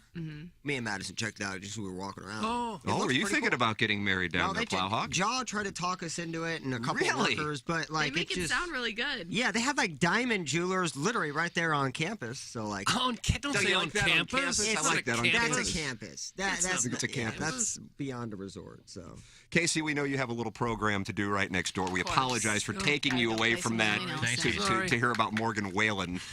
Anytime. Well, Casey agreed with me that Willie Nelson should not have won. She's trying to get out of here. Yeah, I noticed that. Thank you, Casey. There's Casey from WIL's morning show. She's running down the hallway to get back. We kept her too long. She's just following my work habit. Just when you're done with another station, go to your own. Guys, you missed out on asking her if her show has regular audio issues, mic issues, sometimes not on air randomly, or any other things that make TMA so special. That's from Mr. Licks. Well, The mouth breathing is unreal right now. The old crouton is out of control. Yeah, That's I some was cheap on the juice, man. microphone that doesn't even work. that kind of God, you. hit you hard, didn't it? I'm gonna watch that movie too, you people, because I use it quite a bit with our listeners. I actually watched it on Friday while I was on the Vomcom. Is it good? It's good, but I was in a terrible state of mind because I had a feeling I was about to get sick, and sure enough, with about 45 minutes left, that's when I went on the Comet. And so Anna Marie came down on, I don't know when it was, and she goes, I want to watch You People. I said, I'm going to be honest with you, while I was sick on Friday, I watched it. I enjoyed it. I don't know how it's doing. The trailer looked just... Eddie Murphy, Doug, Jonah Hill. Oh, I haven't seen Julia Louis-Dreyfus. Oh. You can't go by the trailer, but the trailer was like 3 minutes long, and it just was nothing but dialogue. it's not really that good. Well, Plowk, you've seen it. I've You seen didn't it. care for it. Well, we watched half it. I couldn't continue it. I thought it was a little too cringy for me. It's. What's it about? And I didn't know. I feel like it's somewhat similar. Doug, did you see with Bernie Mac and Ashton Kutcher? Yeah, I love that. 2003, Guess Who's Coming to Dinner, but then it became Guess Who, I think. I think they changed the name. Mm-hmm. But initially, that was a takeoff on the Sidney Poitier film, wasn't it? Yeah, well. From the 60s? He was the guy in that. Yeah. Okay, yeah. But this was like a comedic take on it with Bernie Mac, and I feel like this is kind of similar to that, except both sets of parents are uncomfortable with it. Jonah Hill's parents, because they wanted him to marry a Jewish girl, and Eddie Murphy is the parent of Jonah Hill's fiance, and wanted him to, and he's Muslim, and so you got that angle going in addition to the racial element. I don't know. I needed mindless comedy while I tried to avoid the vomit comedy. That's why we turned it on, kind of, we wanted phone time, and we just put something on in the background. But I every time I see Nia Long, I forgot. You wanted phone time? Like, we kind of just, unwinding, she wants to get on TikTok or look at recipes or, online shop. Well, sure. Do that. Yeah. But yeah, she is just an absolute fantastic. I love her. Tim, it was a pro move by you, moving rooms, as Ken has admitted to pleasuring himself multiple times to the sound of his neighbors doing the deed. No. It's all really so sad. That's from glove blogger Tom Traven. When have I ever admitted to that? I don't recall you talking about that. I feel like it's something that would have stuck with us. Yeah. So you're disappointed in the listeners right now? Well, I don't remember the last time I even heard a neighbor have sex. Yeah. I heard when I had my first place I moved in when I came back to St. Louis from my 9-month stint in Little Rock and the University of Missouri. I recall it was audible throughout the building for both those of us participating and those of us trying to sleep. Throughout the building? Well, it was a 4-unit building, and so I think the lady who lived below me could hear, and she then would tell someone we had mutual friends, and that kind of became a thing. Huh. So, yeah. I don't know. I'm sure some people that can be a kink for them. Oh, the dudes below us. What's going on? They pound it out. 2 guys? Oh. 2 dudes, yeah. They're great. I love the guys. You can They have hear 2 it great going on dogs and a below cat. you? Now, what noise was that? Sounds like a Sounded like somebody's prostate got hit. It sounds like a construction site down there. But like- again, I'm all for it. Sound like Liberace? It's... Oh, he's setting himself up to do the impression, Doug. Here you go. I don't know if Oh, God. Oh, God. It's very much so heavy panting and... You can hear panting through the walls? It's pretty... Well, our bedrooms are like right under me. You just have bed What's that sheets noise, separating the Madison? flame? Oh, you hear that's that just through the the guys doors? downstairs panting. Okay, stop that So noise making. But they can hear Madison and myself as well, so I never complain because we have 3 dogs, and so they probably hear us a lot more, just in general, You not probably hear just the sex. dogs running around up there. I'm sure, but yeah, sounds rough. Does it? The moment Casey said she was getting married, you could see Papa Orange Peel lose his life. It's almost like you could hear the Price is Right fail horn. That's from John in the 214. Where is the 214? Well, I knew she was engaged, so why would that bother me? I did John in the not know that. 214, the action's Jesus, back on you. people. You people again. There. Dallas. 214, Doug, we're getting big in Dallas. Yeah, I think What do they call that, the Metroplex? Yeah, something like that. 6 million people there now, I think. St. Louis has about 6 million. No, half that. Half. St. Louis itself? Well, the whole suburban area. I know you don't recognize Illinois right No, I across the don't. river. No, I don't. But the all- market area, the doesn't TV count. market area is about 3 It million. doesn't count in our census. They don't go over to Illinois and start taking a census for Missouri or St. Louis. Think about that, Doug. No, but there are many cities whose at least the television market covers more than one I'm state. talking about population, not who watches TV. Well, the population of St. Louis City is down to about 300,000. Yeah, that's what I said. So when Tim said 6 million, that's about St. Louis. You said about half. Well, this is not just the city of Dallas doesn't have 6 million either. It's the surrounding area, the suburbs. Doug, do you count Fort Worth? Fort Worth, Austin. I don't know. Austin would That not you wouldn't count. count Fort Austin Worth. would be Well, you're tough. counting Illinois. Why not? Well, that's just separated by a river. They're separated by a lot of land between Dallas and Austin. Good Well, what's morning. the difference? I have a true story. Doug, this is from the Ghost Gerbil. He's going to tell us a true story. Okay, I'd like to hear a story. Before we got married, my wife would stay the night at my apartment on occasion. She would wake me up sometimes in the middle of the night, horny for hearing my roommate banging girls. Thanks. That's from the Ghost Gerbil. Nice story. I can see Gerbil. that. I can That's see that kind of turn. surprising. Now, my understanding is, and I know we have about 80, what is it now, Jackson? 83% of our listenership is female? In the ballpark. That women are not as visually aroused as gentlemen are. No. But they are more audibly aroused than gentlemen, which is why Manuel speaking French in the ears of his adult starlet lovers is so effective. How about that? What do you think about that, nurse? Anybody? See a I nurse? agree with that. You agree with that? Yeah, I mean, I don't know many women that have to watch porn to get aroused. What percentage of our 83% female listenership do you think watches a stag scene once a month? Percentage of the women? Less than 1%. Yeah, I would actually put it at 0. I'll go to 10. 10%? Yeah. I'm going to go right in between on 5%. 1 out of 20. That's where I am. All right. I sent an article a couple weeks ago about females are really into audio porn. Was that for Balloon Party? Yeah. It was Yeah, but we're talking about our audience. second half of Balloon Party. For wide berth ones there or something. Leading into T, Diddy.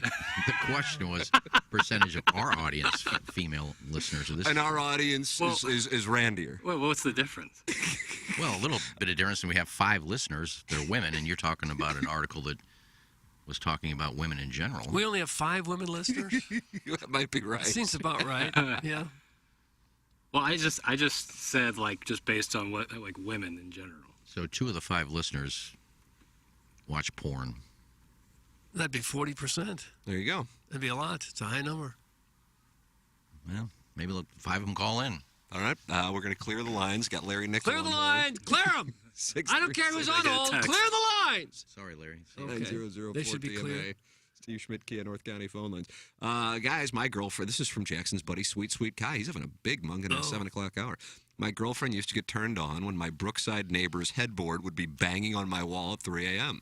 Sweet Kai. God, maybe we tapped into something. The Brookside in Columbia, thin walls, I would describe it as. Thin walls. Everyone, it was a noisy complex. The headboard wouldn't do it. You would need some kind of moaning. No, the headboard banging into the wall, I feel like that would be louder than anything. No, he said getting turned on. I don't know how that would turn you on. You'd have to have some moaning in there.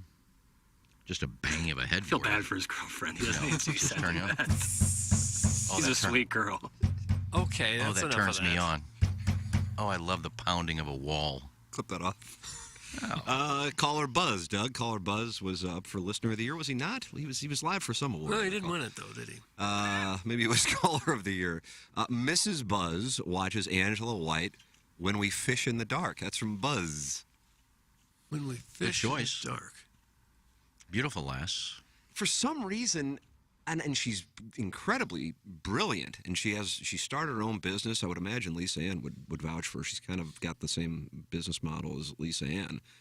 But for some reason, doesn't do it for me. And I have no idea, which is such a shame because she churns out wonderful scenes so often, but doesn't do it for me. Some people like some things, and some people don't like other things. I don't know what the deal with that is. The accent a turn off for you? No, accent, I couldn't care any less. Whatever. I don't know what it is.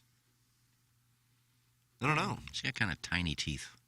Doug, you ever notice the Tiny teeth. I don't even know who we're talking about. Yeah, but she But she smiles. could It's get like that she's worked got- on, I she's got like suppose. baby teeth.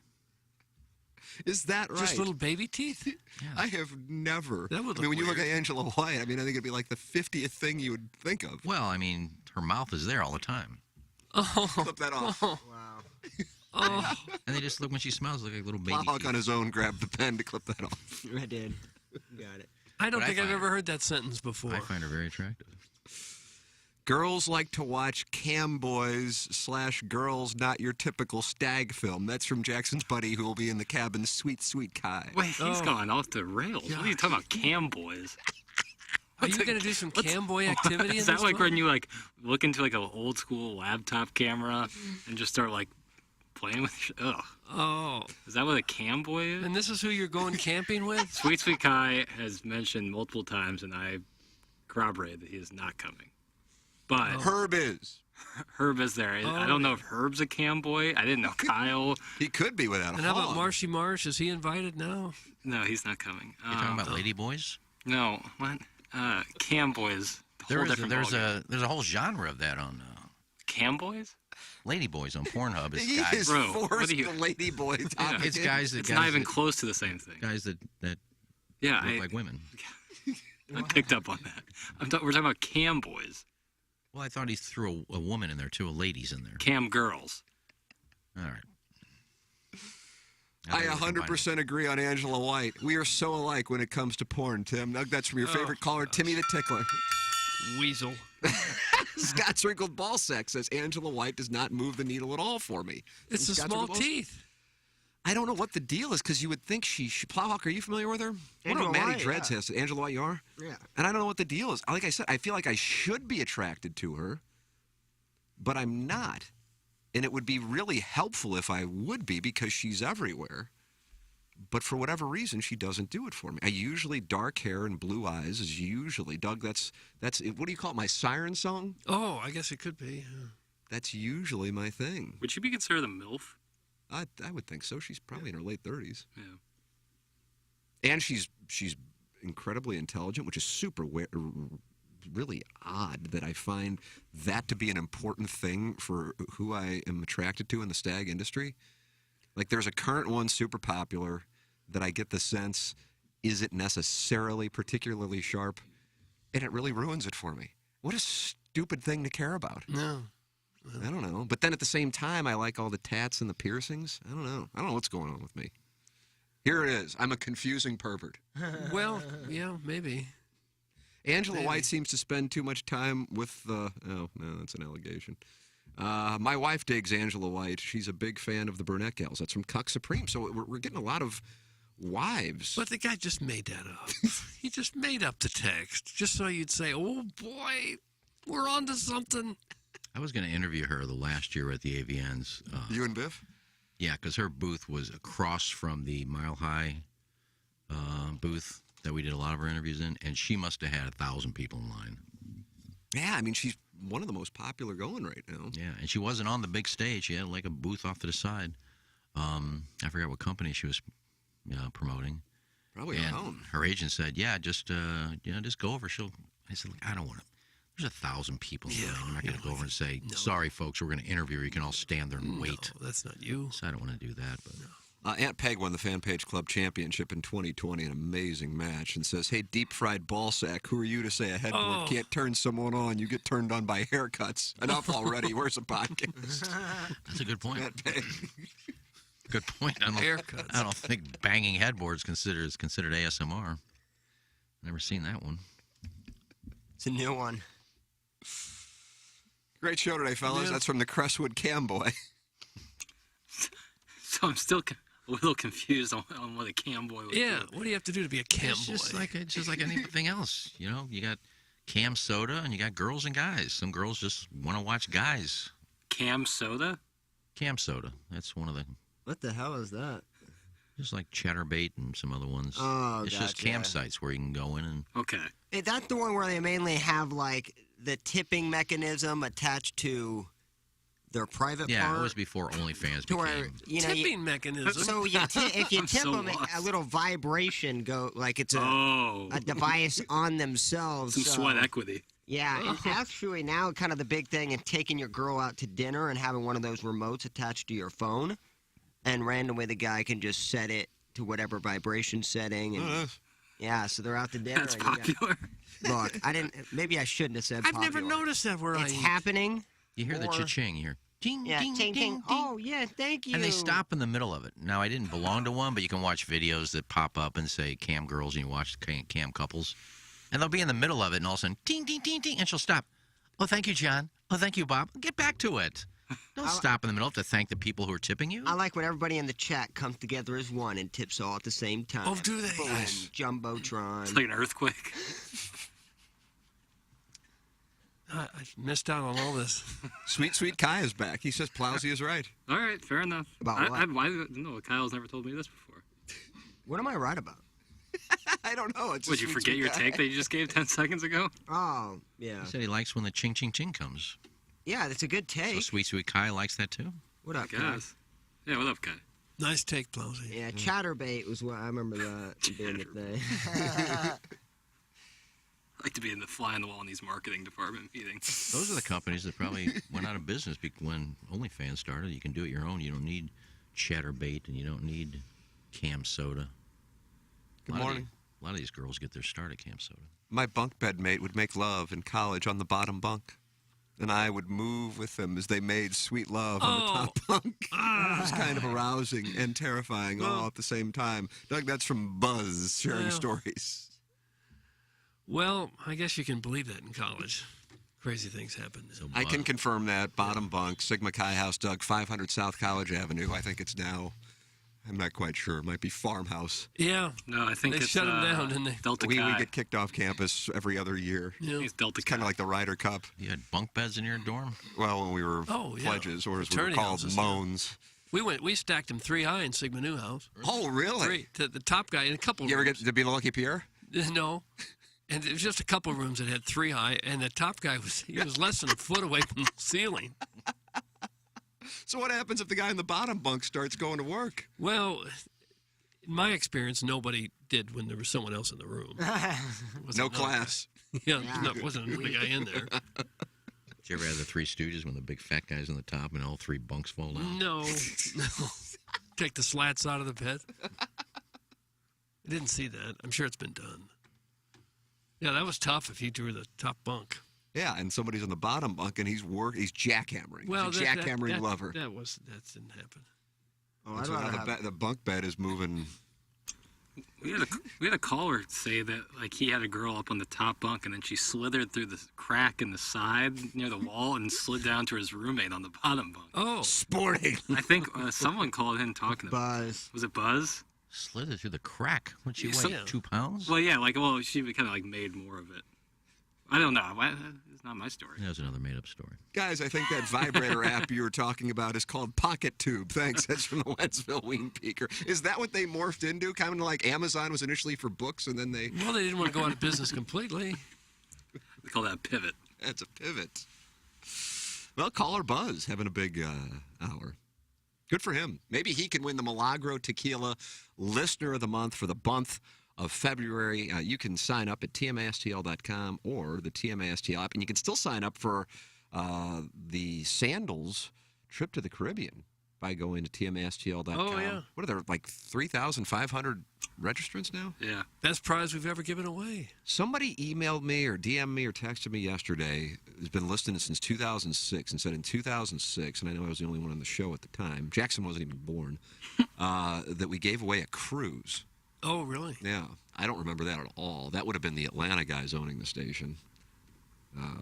But I don't remember that at all. At all.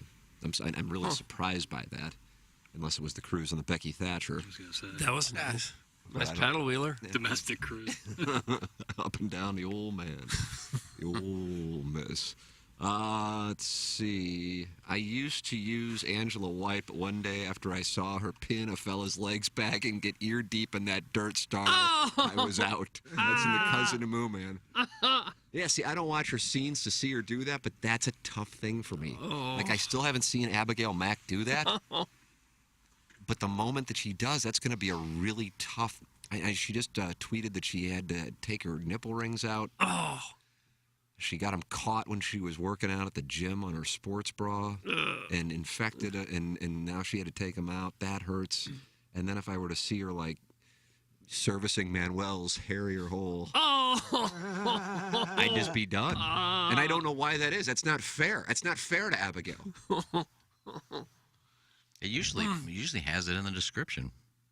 In the scene, what it is. They usually have that up there. Will service hairier hole? I'll say ass eating. Well, if you see that, then you just assume it's the gentleman performing it. I don't want to see that either. Well, I'm not necessarily looking for it, but it's not a deal breaker. But if she's down there, I mean, this is for anybody. It's like, hey, God bless. Because, Doug, as you said, you're so adamant we don't kink shame on the show. I do. But this was the ass-eating thing, by the way, for those who went to Chris Rock and Dave Chappelle. Chris Rock spent about 10 minutes on the recent phenomenon of Jackson's generation and ass-eating. And he didn't attribute COVID to the lab in China. he attributed to the advent of ass eating amongst the young people. Chris Rock's 58 today. Happy birthday, Chris. Yeah. He will join us at 9 o'clock. In the meantime, Larry Nichols on the line. Morning, Larry. Oh, hello, Nixie. Larry. Larry. Hey, Doug. Oh, there you I are. got tired Okay. of ass eating talk. All right. Well, how are we doing today? I'm doing fine. Okay, good. How about Larry, you? were you Well, that's texting in complaining that it was time for the WWE recap? Yes. Yeah, that's his move. Okay. When he's on hold too long, he texts It is in time. saying It's It's time time. for WWE Yeah. recap. Doug, you won't believe what's going on in professional wrestling. Larry's about to tell us. What's going on, Larry? Well, besides having a steel cage match that I was supposed to have 2 weeks ago. Besides that? Yeah, well, they were supposed to have a steel cage match 2 weeks ago in Philadelphia, Okay. but some stuff went wrong, so they had to do stuff on the fly, so they had to cut out the steel cage match. So last week, Becky Lynch was challenging Bayley to the match that they never had. And Bayley said, no, we're not going to have that match. Okay. So Becky Lynch went backstage, drug out one of her cohorts in damage control, Dakota Kai, and had a steel chair around her ankle. And she was going to hurt Dakota Kai's ankle if Bayley didn't agree to have the steel cage match. That would happen. Well, It's Bayley a agreed. hostage situation? Yeah. Okay. Becky Lynch pulled the hostage situation in order to have Bayley agree to the steel cage match, which happened last night. Oh, okay. So Bayley agreed. This was last week. So they had the steel cage match last night. And of course, Becky Lynch won the match. And steel cage matches, there are no disqualifications. So Damage Control was trying to come in and help again. And all of a sudden, Hall of Fame Alita comes out to help Becky Lynch. And Becky Lynch, of course, won the match. Okay. Exciting here's a little stuff. side- Oh, very good. Very good. Here's a little side note. Oh, good. They were at the Amway Center in Orlando, Florida. Were they? Two notable facts. One, they were in Florida like NXT in the Performance Center. And two, the arena they were in last night was the first ever Thunderdome during the COVID era. What does that mean exactly? Well, you had Mad Max Beyond Thunderdome, and that was with Tina Turner and Mel Gibson. What was that, like 84? Yeah. I don't know the years. Tim. We Don't Need Another Hero? Remember that? Yeah, I do, but I don't remember that's what the this year. is about. Okay. But they 85. were using the Thunderdome thing. So they had no fans at the Performance Center. Then they decided to do a Thunderdome with TV monitors where the seats were. Sizzler. That's Yeah, where yeah. when Woody Harrelson and Wesley Snipe were competing in White Men Can't Jump, the original, not the one with Jack Harlow. Was it Kadeem Hardison or Harrison? I don't know. He said, "We go in Sizzler. We go in Sizzler." Remember that, Jackson? Good or bad? Good. What about the one with That Jack was a Harlow? Cut rate. Does it come out Steakhouse. yet? It doesn't come out until May. I'll decide at that point. So, what was the end of the story, Larry? Sizzler? Well, that was it because they had fans around where the seats were Oh, at the Amway Center, okay. and that's where the fans signed up to be part of the Thunderdome experience. I got it. Okay. Yeah, and that was Mel Gibson and Tina Turner. I just got a source. I have sources in the wrestling industry, and they say that I heard they canceled the cage match because John Cena wouldn't stop making out with Ric Flair in the ring. That's from Injun Joe's Cave Ride Magic Man, and he is a wrestling insider. And he's full of you know what. Oh, gosh. Okay. Didn't know you'd be so angry, Larry. Because whatever he says is not true. Doug, you thought that report may be true, that John Cena and Ric Flair. I'm sure that it was true. Larry, you're saying that is not correct. Right, 100% not true. But didn't that happen at the end of Bruno? And this is a spoiler, but Bruno and his former nemesis were in a steel cage at a wonderful venue in central Arkansas. And to the stunned silence of the audience, they begin to engage in gay sex. Oh, who did? Bruno. On Raw, they did this? No. Oh. Sacha Baron Cohen. Sacha Baron Cohen, Doug. Okay. All right. I had a little trouble following some of the story. Larry, do you have the top 5 countries in the world? Yes, I do, Tim Face Flair. Okay. Number 5, Guatemala. Guatemala. Nice. Okay. Number 4, Indonesia. Okay. Number 3, Australia. Sure. Number 2, Canada. All right. Number 1, United States of America. Yes. All right, good. Larry, God bless you, and God bless these United States of America. Yeah, God bless America. Oh, thank you, Nixie. With us setting that report straight that John Cena and Ric Flair were not making out. No. It'd be hot. Would be hot. Wouldn't be hot. Beer Cat says, "Hey guys, I'm honored to be selected as the first ever TMA Listener of the Month. That's presented by Milagro Tequila. Apparently, I get a prize pack. Is someone going to contact me about this, or do we have to wait for the gift certificates to expire? Ticket dates to pass before I take possession." That's from Beer Cat. Sounds like he's not happy. No. He'll get his stuff. Don't worry. When's he going to get his stuff? When he gets it, I don't know. He's got to come by here and get it.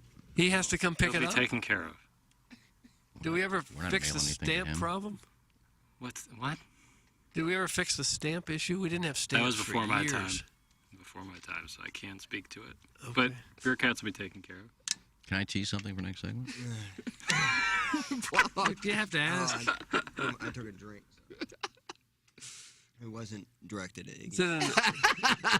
No, it's something that we talk about on the show quite a bit. But somebody was called a sandbagger over the weekend.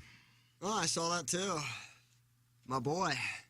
Yeah, there goes that tease. Oh, boy. Well, Pepper and Somebody Genie. was called a sandbagger. Plowhawk let out a moan when Iggy said he wanted to tease something, and then Plowhawk revealed the tease. I didn't reveal anything. And Iggy said, there goes my... This Pepper and Genie reunion tour is on hold. We're waiting for more interviews. Yeah, well, we're waiting for And sponsors that have sponsors. never come. So Well, KG and O-Town will be in on Thursday and Friday. You guys can have a show meeting. I have no interest. Oh, come on. Yeah, that'll be fun. Who's the sandbagger? Tease it. We'll have it for you after the break. This is golf related? Kind of, yeah. Well, Okay. kind of it is. Something's got you upset. No. You're not happy with the tease? Well, Are you it not just happy? kind of came out of nowhere. Jesse Kiowski, who handles our marketing and events here on the Ryan Kelly Morning After, just texted me regarding Beer Cats. Yes, I'm going to contact Beer Cats today. Tell them I had to catch up after not being here for a week yesterday. Yeah, you don't understand that. Yeah, he was marrying ketchup till noon. Oh, Take a little break. you can do that all day? It's a long process. Yeah. Tim, if I were ever to see Sky Bree or Leah Silver tongue punch a dude's fart box, I'd have to dip out on them respectfully. That's from Scott Trickle Ballsack. Oh. Yeah, I find them to be quite enjoyable as well. But if I were to see that, I would bail. I don't know what that's about. Is that fair or is that unfair, Doug? I don't know. They're too about the sporting fairness. for me. They're too sporting? What do you mean? Like if you see that going on? I'm You out. I can't really compete. I can't compete with those lasses.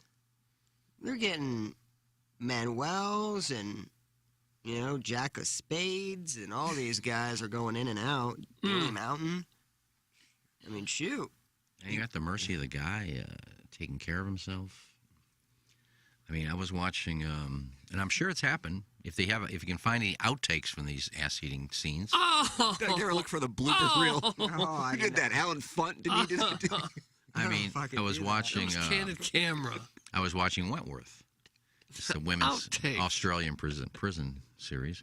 Oh, that sounds horrible. And whenever they have a visitor, they have to come back in and get strip search. And the one big boss lady who hated all the guards, every time that they would strip search her, bend over, spread your cheeks, you wouldn't hear. Oh! Oh. She would fart. Wonderful. So I'm wondering if And that you ever watched happened. that. I'm wondering if that ever happens in any of those scenes. Oh. That's where you'd have to find a blooper reel. That's the show that you chose to watch. Well, it's a great show. But It this doesn't girl did sound every like time. it. Every time she'd bend over to check, see if she has any drugs up there. Oh. And then she would smile. So hot.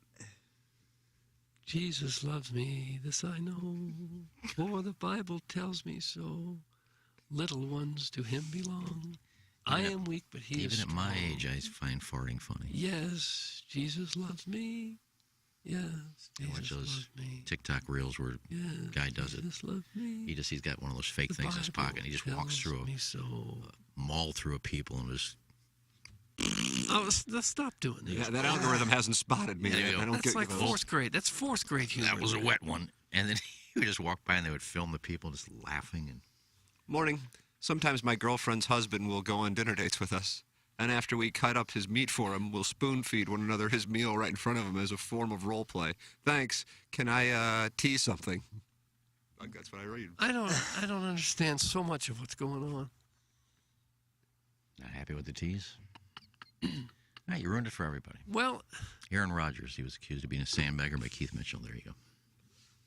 Doug, stick around for that. and I think Keith Mitchell was serious about it. Oh, he was. Keith He was Mitchell's kind of a pissed. banty rooster. He was There pissed. actually is a reason why that happened. Because I was curious what happened. And now I found out the reason for it. Now that's a It was tease. listed. Yes. So I will explain. There's a tease. Yeah. So I'll have that for you. Plus, I came out of Twitter retirement yesterday. Did you? And I tweeted to get approval ratings. Got 3,500 votes on approval ratings for John Mazzelak and for Doug Armstrong. We'll have those when we come back in the Appliance Discounters 8 o'clock hour. This is the Ryan Kelly Morning After from the Michelob Ultra Studios. Live from the Michelob Ultra Studios, KPNT FM HD2, Collinsville, St. Louis. This is TMA All Day. Biggie's Restaurant and Bar has been a staple of the community for over 30 years and is serving your favorites like the steak sandwich, waffle fries, and so much more. It's not just the food that's rocking. With a full bar and patio, Biggie's is the perfect spot for lunch, dinner, and a little laughter. Biggie's original hours are back. Open 11 a.m. till midnight, Wednesday, Thursday, and Sunday. And 11 a.m. till 1 a.m. on Friday and Saturday. Check out the full menu at biggiesrestaurant.com and stop in today. TMA knows how our Walrus audience loves their meats. That's why we have teamed up with a local company that delivers high-quality, great-tasting meats straight to your door. Brush Creek Valley Farms is a direct-to-consumer family farm that raises, processes, and delivers pork and beef nationwide at cost-friendly prices. Go to brushcreekvalley.com to choose between their various box options. Build your own box or buy in bulk to have a great-tasting local beef and pork at all times. Brush Creek Valley Farms is offering 10% off any box by using the promo code TMA10 or 5% off any bulk order when you use TMA5. On top of that, if you subscribe to their monthly service, you'll receive an additional 10% off each order you make. Again, that's TMA10 for any box order, TMA5 for bulk orders, and an automatic 10% off when you subscribe. Go to brushcreekvalley.com to learn more about how you can get their meats in your mouth and support a local family farm. That's brushcreekvalley.com, high-quality meats for a lowbrow audience. Urban Dictionary defines thirsty as purposely, knowingly, and recklessly attempting to gain fame to boost self-esteem.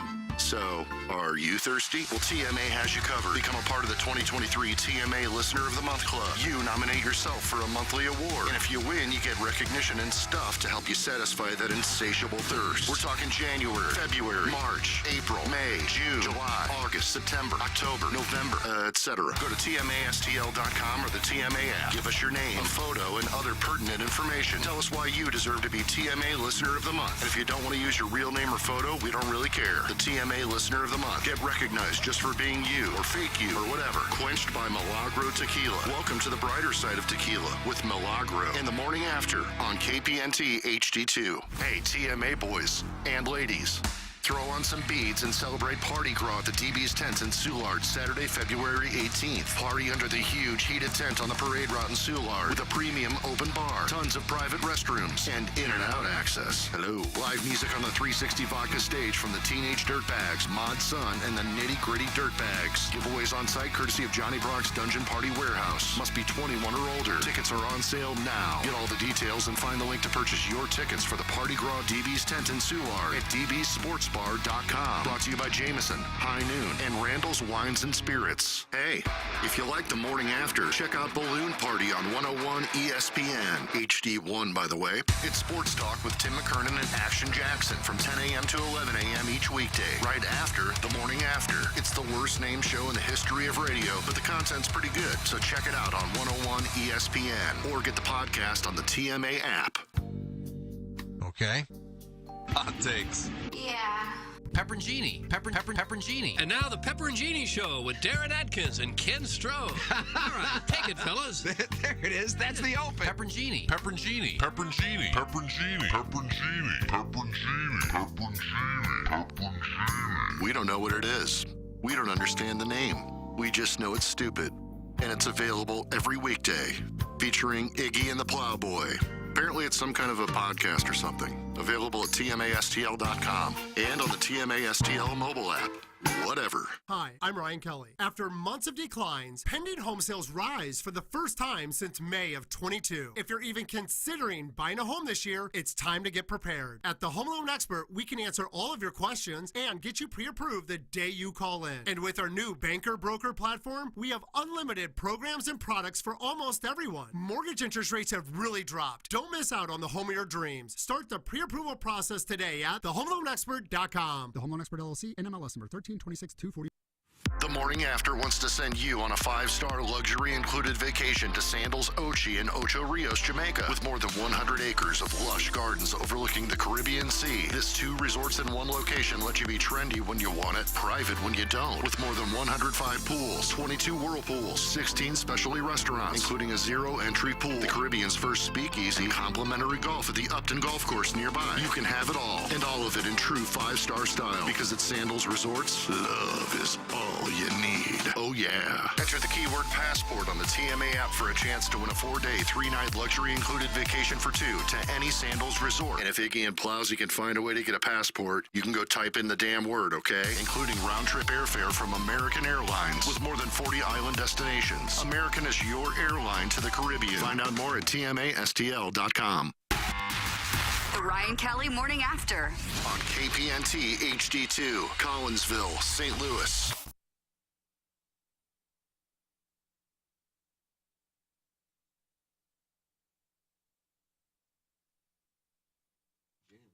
This is the jam. Listen, it's the jam. That's Johnny right now.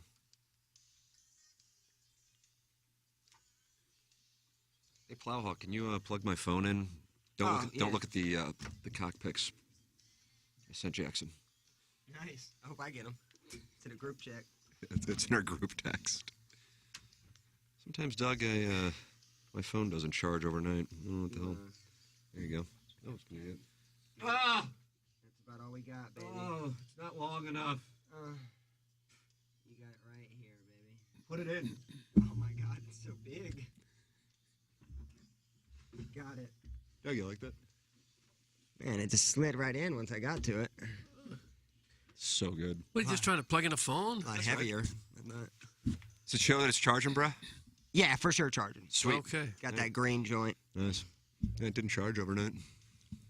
Oh, I hate that. I have my charging pad, and if I half asleep to try to put it back on the pad, sometimes it doesn't get that perfect spot. Oh, I know. It's got to be just right. Ryan Kelly Morning After. Appliance Discounters, 8 o'clock hour. Timothy Michael McKernan, Douglas Elvin Vaughn, Plowhawk, Action Jackson. Ken Strode is out today after the first half. On assignment, yeah. Correct. He had 3 crest falls in 1 hour. Is that what it was? 3 crest falls? Yeah.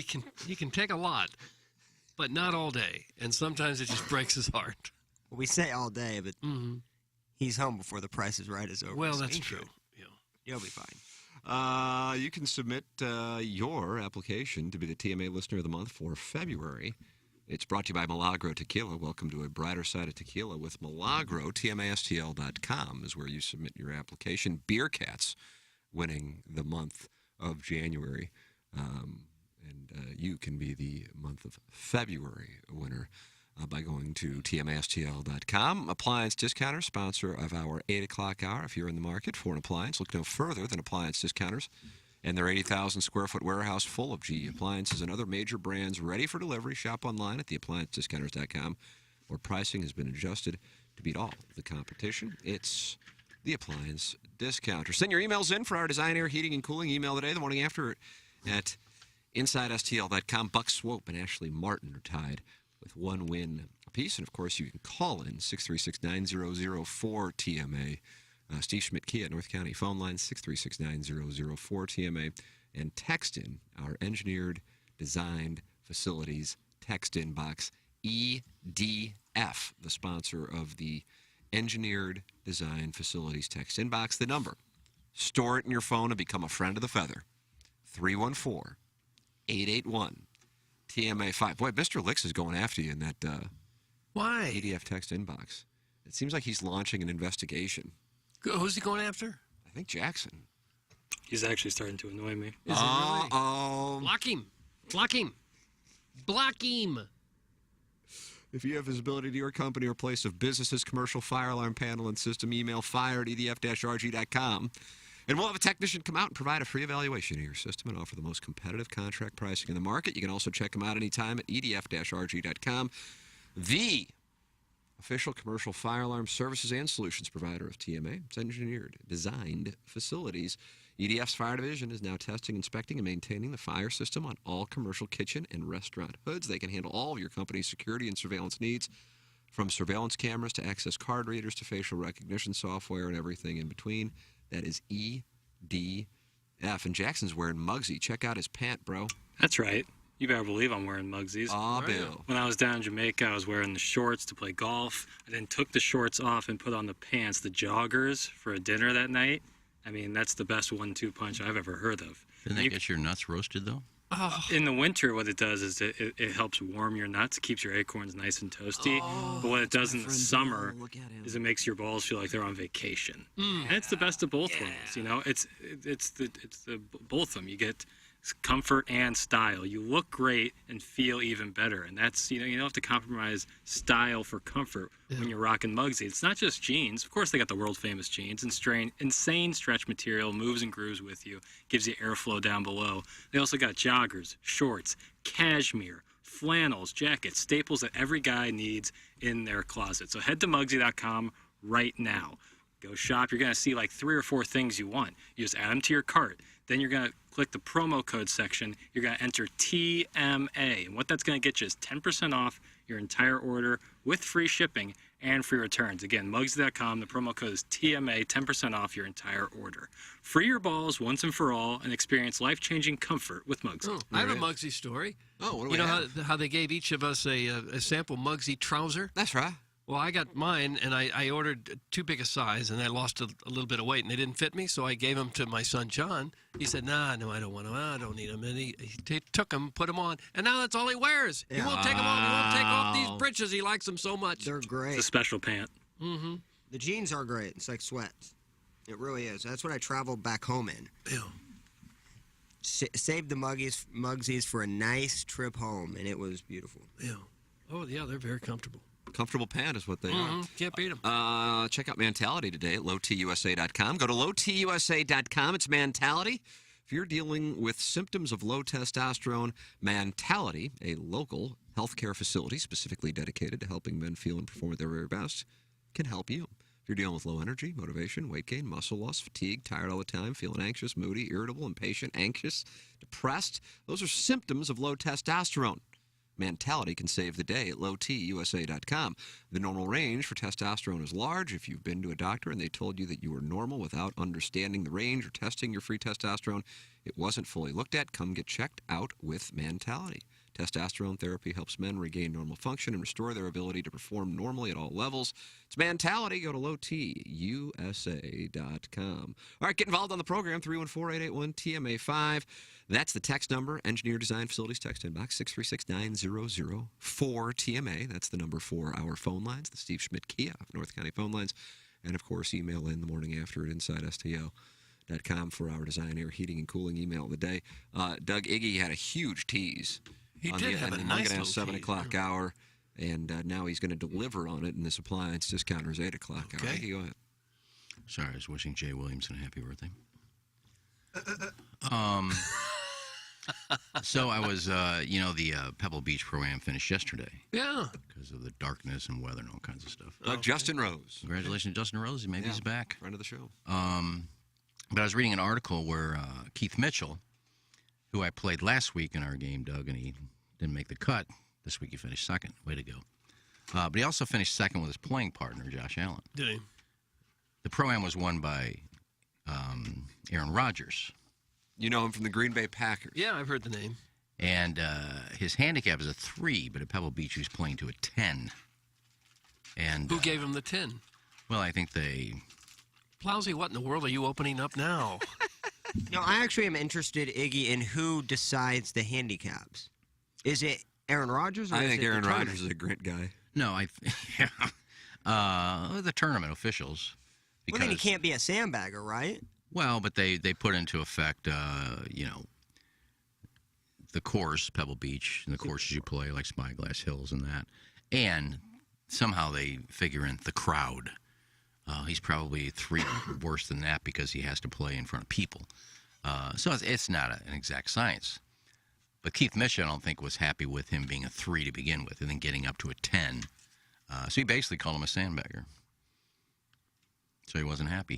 He finished second, and he didn't like Aaron Rodgers' handicap, and he called it bogus and said he's a sandbagger. Now, as it turns out, because they would just, use everybody's handicap, what it turns out is if you don't make the cut, I was listening to the No Laying Up podcast, that's my source, I was listening to that yesterday, that if you don't make the cut, the previous year they freeze your handicap, and Rodgers last year was a 10.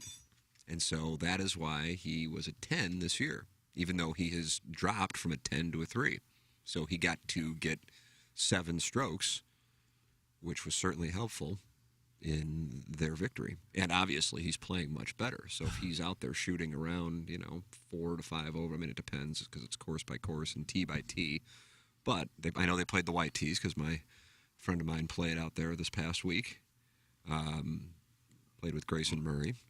And they played the white tees. And he's a scratcher +1 that is super advantageous to be getting pops, on 10 holes. Holy crap. Well, then he should have gotten more than a 10. And he maybe did get more than a 10. Because if his index is 10-ish, then his course at Pebble Beach, I'm sure, is, his course handicap was, 12, 13. Hell, I don't know. But according to the article I read, that he played to a 3, and for this tournament, he was a 10. My whole thing is, it's not... I don't know. It's the Pebble Beach event Pro-Am rules. And, yeah. And most of my understanding is it's not like most of the people are taking it real seriously anyway. It's not like there's a bunch of prize money out there. I would imagine all those amateurs leading up to the tournament practice more than they've ever practiced before. If they're going to be on TV. Well, there was a screenshot that was going around, and I'm not saying it's fake, but it showed Rodgers posted scores at Green Bay Country Club. I don't even know if that exists, but who knows, in late January and early February. And for those who do post scores, you know that if you're in St. Louis, you can play golf all you want, but the scores won't be accepted until March 1st. They shut it down, I think, in November. Well, Green Bay is beautiful in late January. Yeah, if I'm they sure had a the warm front, maybe they made an exception. So Yeah, I was course like, is okay, beautiful. that must have been. Wow. If I had to bet, it wasn't real because they're like he tried to post some high numbers so his handicap could be higher for the Pebble Beach thing. And I'm like, well, yeah, if he was down in Arizona or Florida or somewhere in the world where it was warm, the scores will be accepted. You can post scores in Florida right now. You probably post scores in Florida year round. You can't post scores in St. Louis, and therefore, Doug, I don't know, but logic would tell me that you couldn't post scores in Green Bay right now. I wouldn't think so. Unless it's an indoor course. Right. And I think Green Bay Country Club is a retractable roof. Yeah, I don't believe that the amateurs played the fourth round.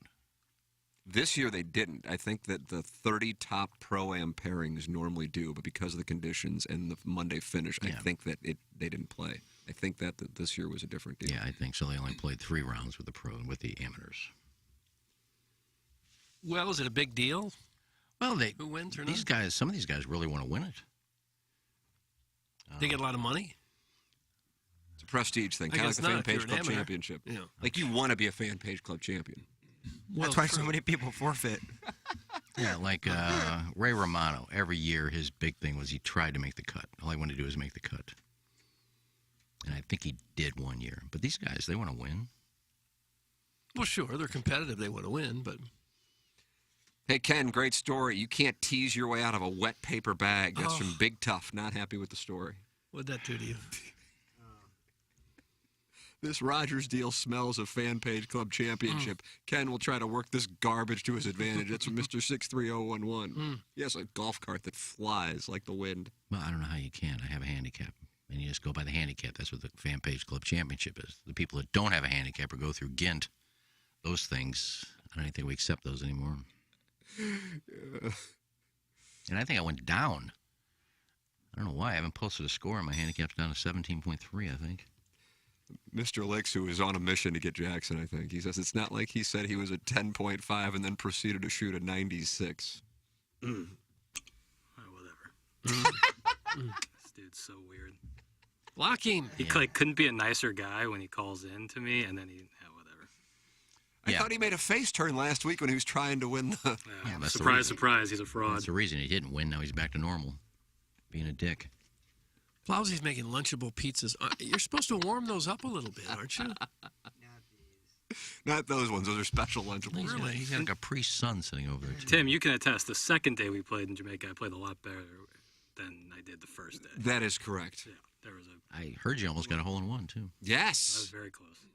Truly did. Not like, oh, yeah, and then it wound up being... It landed maybe at the most 2 feet from the cup, and it was on a path to go in. Yeah. And the drink cart was right there, too. That's right. It would have been perfect. With our guy Delroy. We had Delroy again, Iggy. The goat. Delano? I had Everett. Delano, Delroy. I had Everett. Everett was nice. He couldn't even find some of the balls I hit. Uh-oh. These guys are masters at knowing exactly where the ball goes. I had some of the worst shots I've hit in my life. He gave up. I can't find that. Sounds like Stan. Stan at Belle Reve. He gave up after hole 2. He's like, oh, this isn't going to be right. Elvis loved me and Plowsy because we picked up on half the holes, so we didn't have to do any work.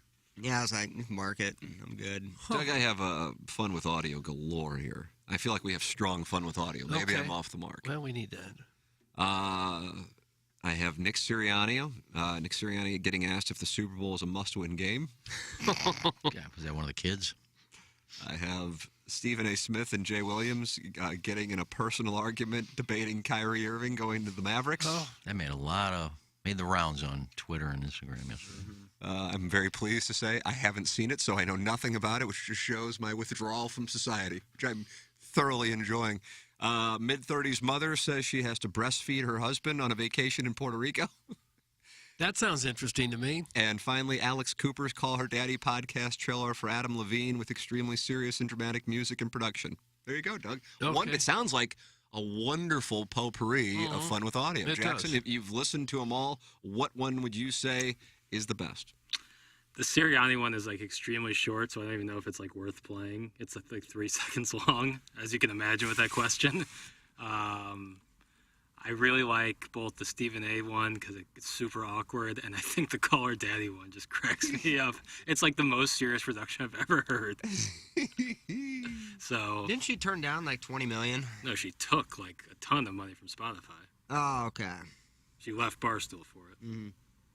Yeah, I thought it was a $65 million deal. Yeah, and she kept all her IP and stuff. Good for her. Go off, Queen. Wouldn't any of us Doug, turn do you down ever say TMA? go off Queen? No, never said it before. I was just thinking I'd leave TMA for $65 million on Spotify. I'd have to think Sorry, about fellas. it. You'd leave anybody and anything for $65 million, wouldn't you? I'd do anything for $65 million. Would you? I'd teabag a volcano. I don't care. Teabag a volcano. What in the world? All right, play with fun with audio. Take your pick. All right, I'm going to pick because he's been Stephen A. Lunchable. I haven't heard this one, so I'm excited. It's awkward.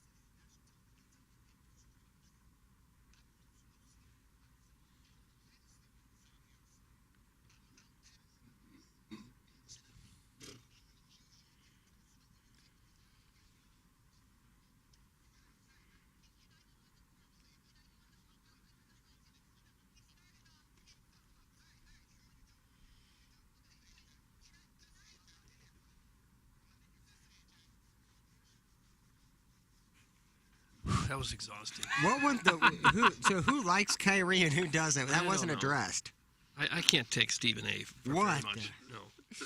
There's I'm on the made other up guy's stuff. side. More made up stuff. He's upset because he said, "This interests me." That's what he was upset about.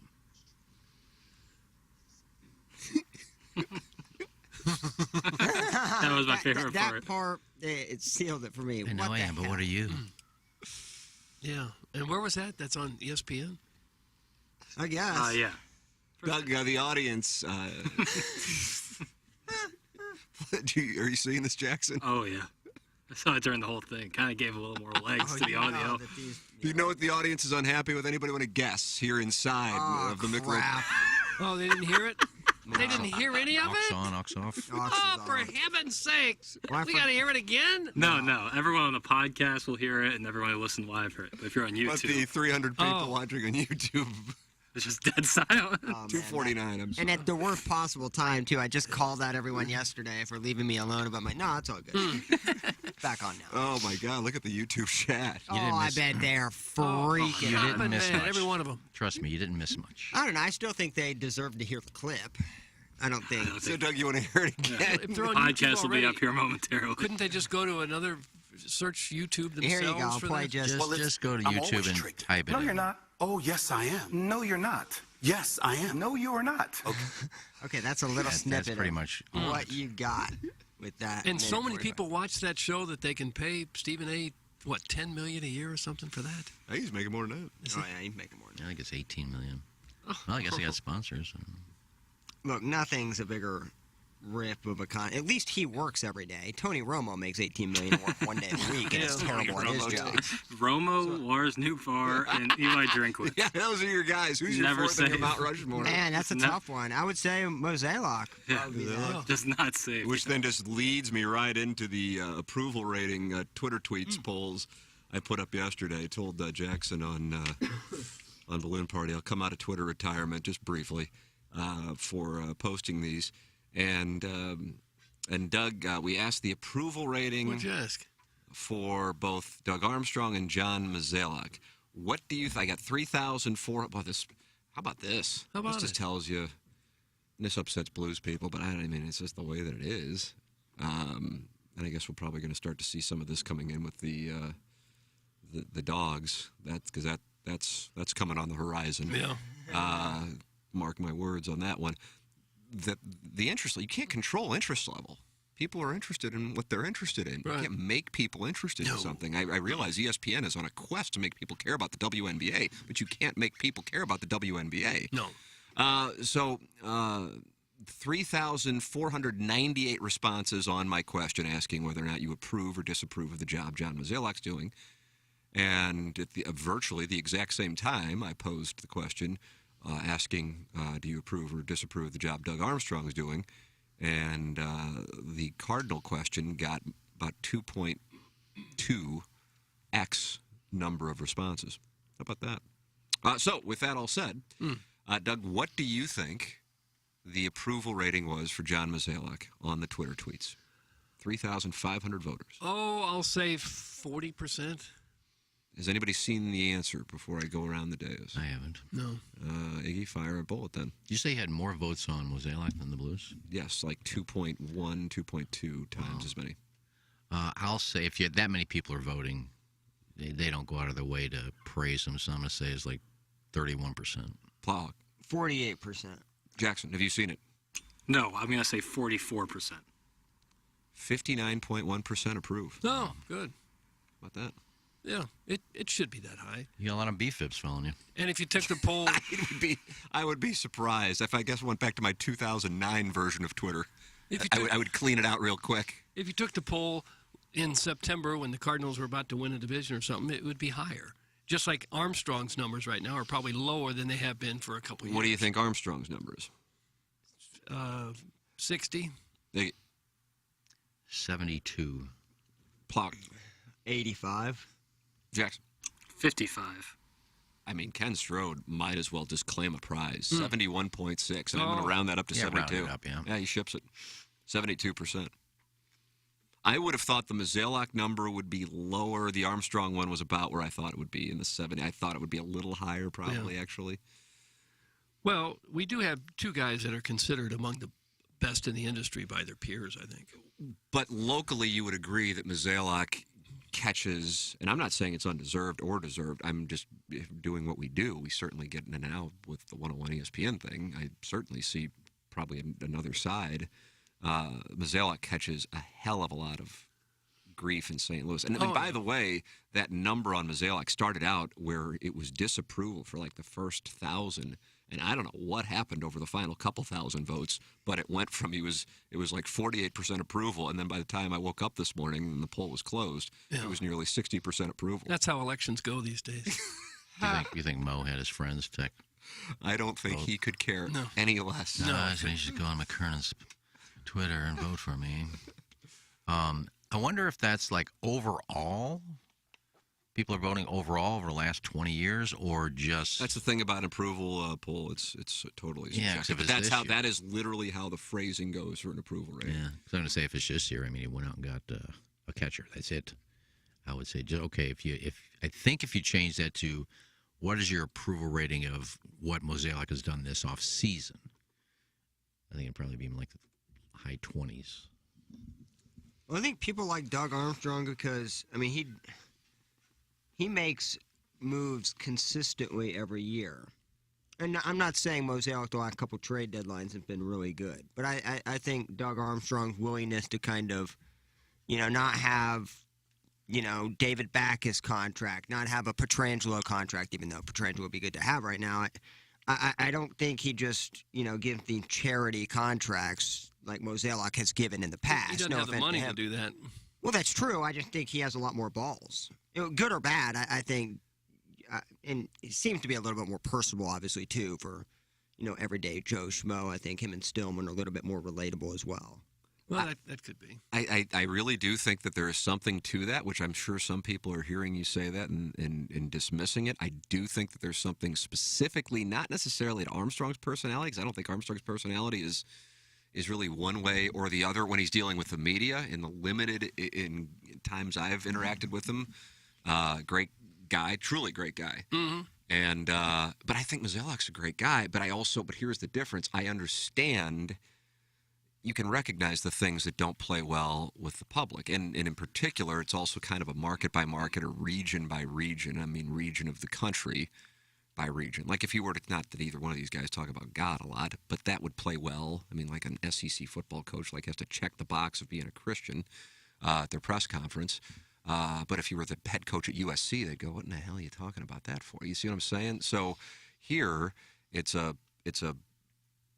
the way Mozeliak talks irritates people. So I think there's that part. But I think primarily there's just a sense that the Blues are trying to win, and when it's not working, they will then try to win, but recognize they'll have to take a step back as opposed to just kind of live in this bell curve of we're kind of in, we're kind of out, we're kind of in, we're kind of out, and then never really making the move. And I think people like that because they feel like their investment emotionally is being reciprocated by the organization financially. And I think that's what's lacking right now with Cardinal fans in particular over about the last 7 years. I want to make it clear, I'm not saying that necessarily the data would back that up financially, but I think that's the sense in the market, and part of the sense is contributed to by the way Mozeliak talks. He's usually the spokesperson for the business side of the baseball decisions. DeWitt, not as much. He'll do interviews here and there, but it's Mozeliak, even though Gersh is the general manager.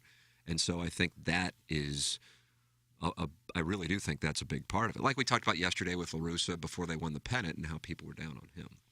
Well, and people in general, certainly in St. Louis, are much more critical about baseball than they are hockey. It's easier to analyze baseball players because they have nice, tidy little stats, and you know exactly what they've done and what they've contributed. And a lot of people couldn't tell you what a lot of the Blues players contribute. They don't know the X's and O's of hockey. They don't know if Nick Leddy is a good player or a bad player. They know who's scoring goals and assists, but beyond that, it's harder to tell who's really a quality player and who's not. Baseball, it's very easy to tell. And almost everybody played some form of baseball or softball or something, and so they think they've got an idea of how the sport should be played and who should be playing it. And it's a lot easier to be critical of a baseball team than a hockey team. Well, if you actually, I think the two trades that the Cardinals wouldn't have made that the Blues made was, Tage Thompson was a fantastic prospect. Obviously, Cardinals kind of covet those. Obviously, there's more cost control in Major League Baseball for the prospect than hockey. But they had a great year the year prior. I think, made it to the Western Conference Finals, if I'm not mistaken, with Brouwer. But What are you talking about? When they made a trade for O'Reilly? Yeah, that was in 2019. 2019, okay.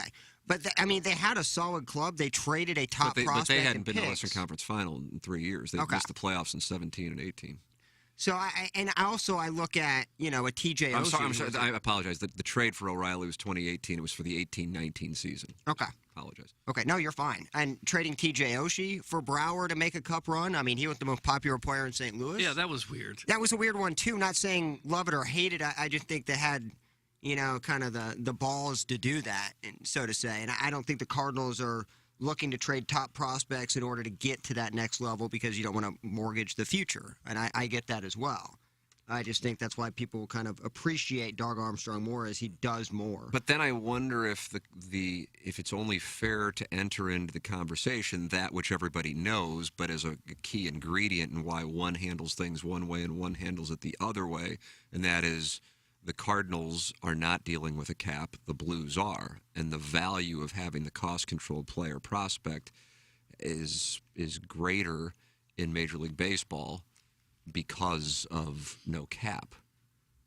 And I'm not saying that is real. I'm just saying it is real. It is a real thing, but is it a real part of the equation that a prospect's value in the NHL, certainly a Connor Bedard situation would be different, but perhaps isn't as valuable as a prospect's value in Major League Baseball if you're not the, you have going on with Steve Cohen or take your pick of another organization that just throws money around.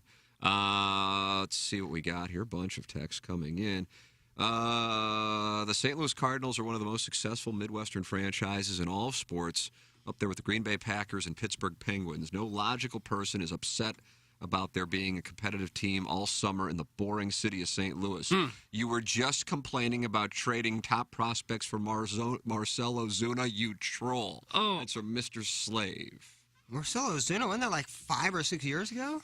Doug, he was traded in 2018, if I'm not mistaken. That was after Stanton didn't want to move here. For Alcantara. And they told Yelich wouldn't be traded. I think I was all for the trade. I probably was wrong at the time, but Sandy Alcantara, I think, was 2 years away from being relevant. So I think I liked the Marcelo. I don't think I've ever heard anybody say, I grew up in a small Midwestern town called Pittsburgh. No. Yeah, we pushed the Midwest small market. Like the people that love Mozeliak and love to do, they push that small market to death. Even though you have billion-dollar TV contracts, you're selling 3 or 4 million seats a season. You have just bobbleheads out the yin-yang. You got people lined up at the door to come to. I mean, I hate. What we have it. We don't have anything else. No, in this town. I love it. I love it. Just when people go, oh well, the reason why they're not spending, we're a small market. That to me is just irrelevant when it comes to television contracts. No, that's and baseball. exactly why it is relevant, because of television contracts, because of local television contracts. They make much more in L.A., New York, Chicago than they do in St. Louis and Kansas City. But we also sell out. I just to make it sound like we're a poverty-ridden franchise. No, they're not. That's annoying. That annoys They're not me. that, but they don't have the TV money that the Yankees have to throw. 100%. No, I get it. I get it. You don't have the money like the Yankees and the Mets. And that money may be Dodgers. coming way down with the Bally Sports situation, too. It may get considerably worse here in the short term.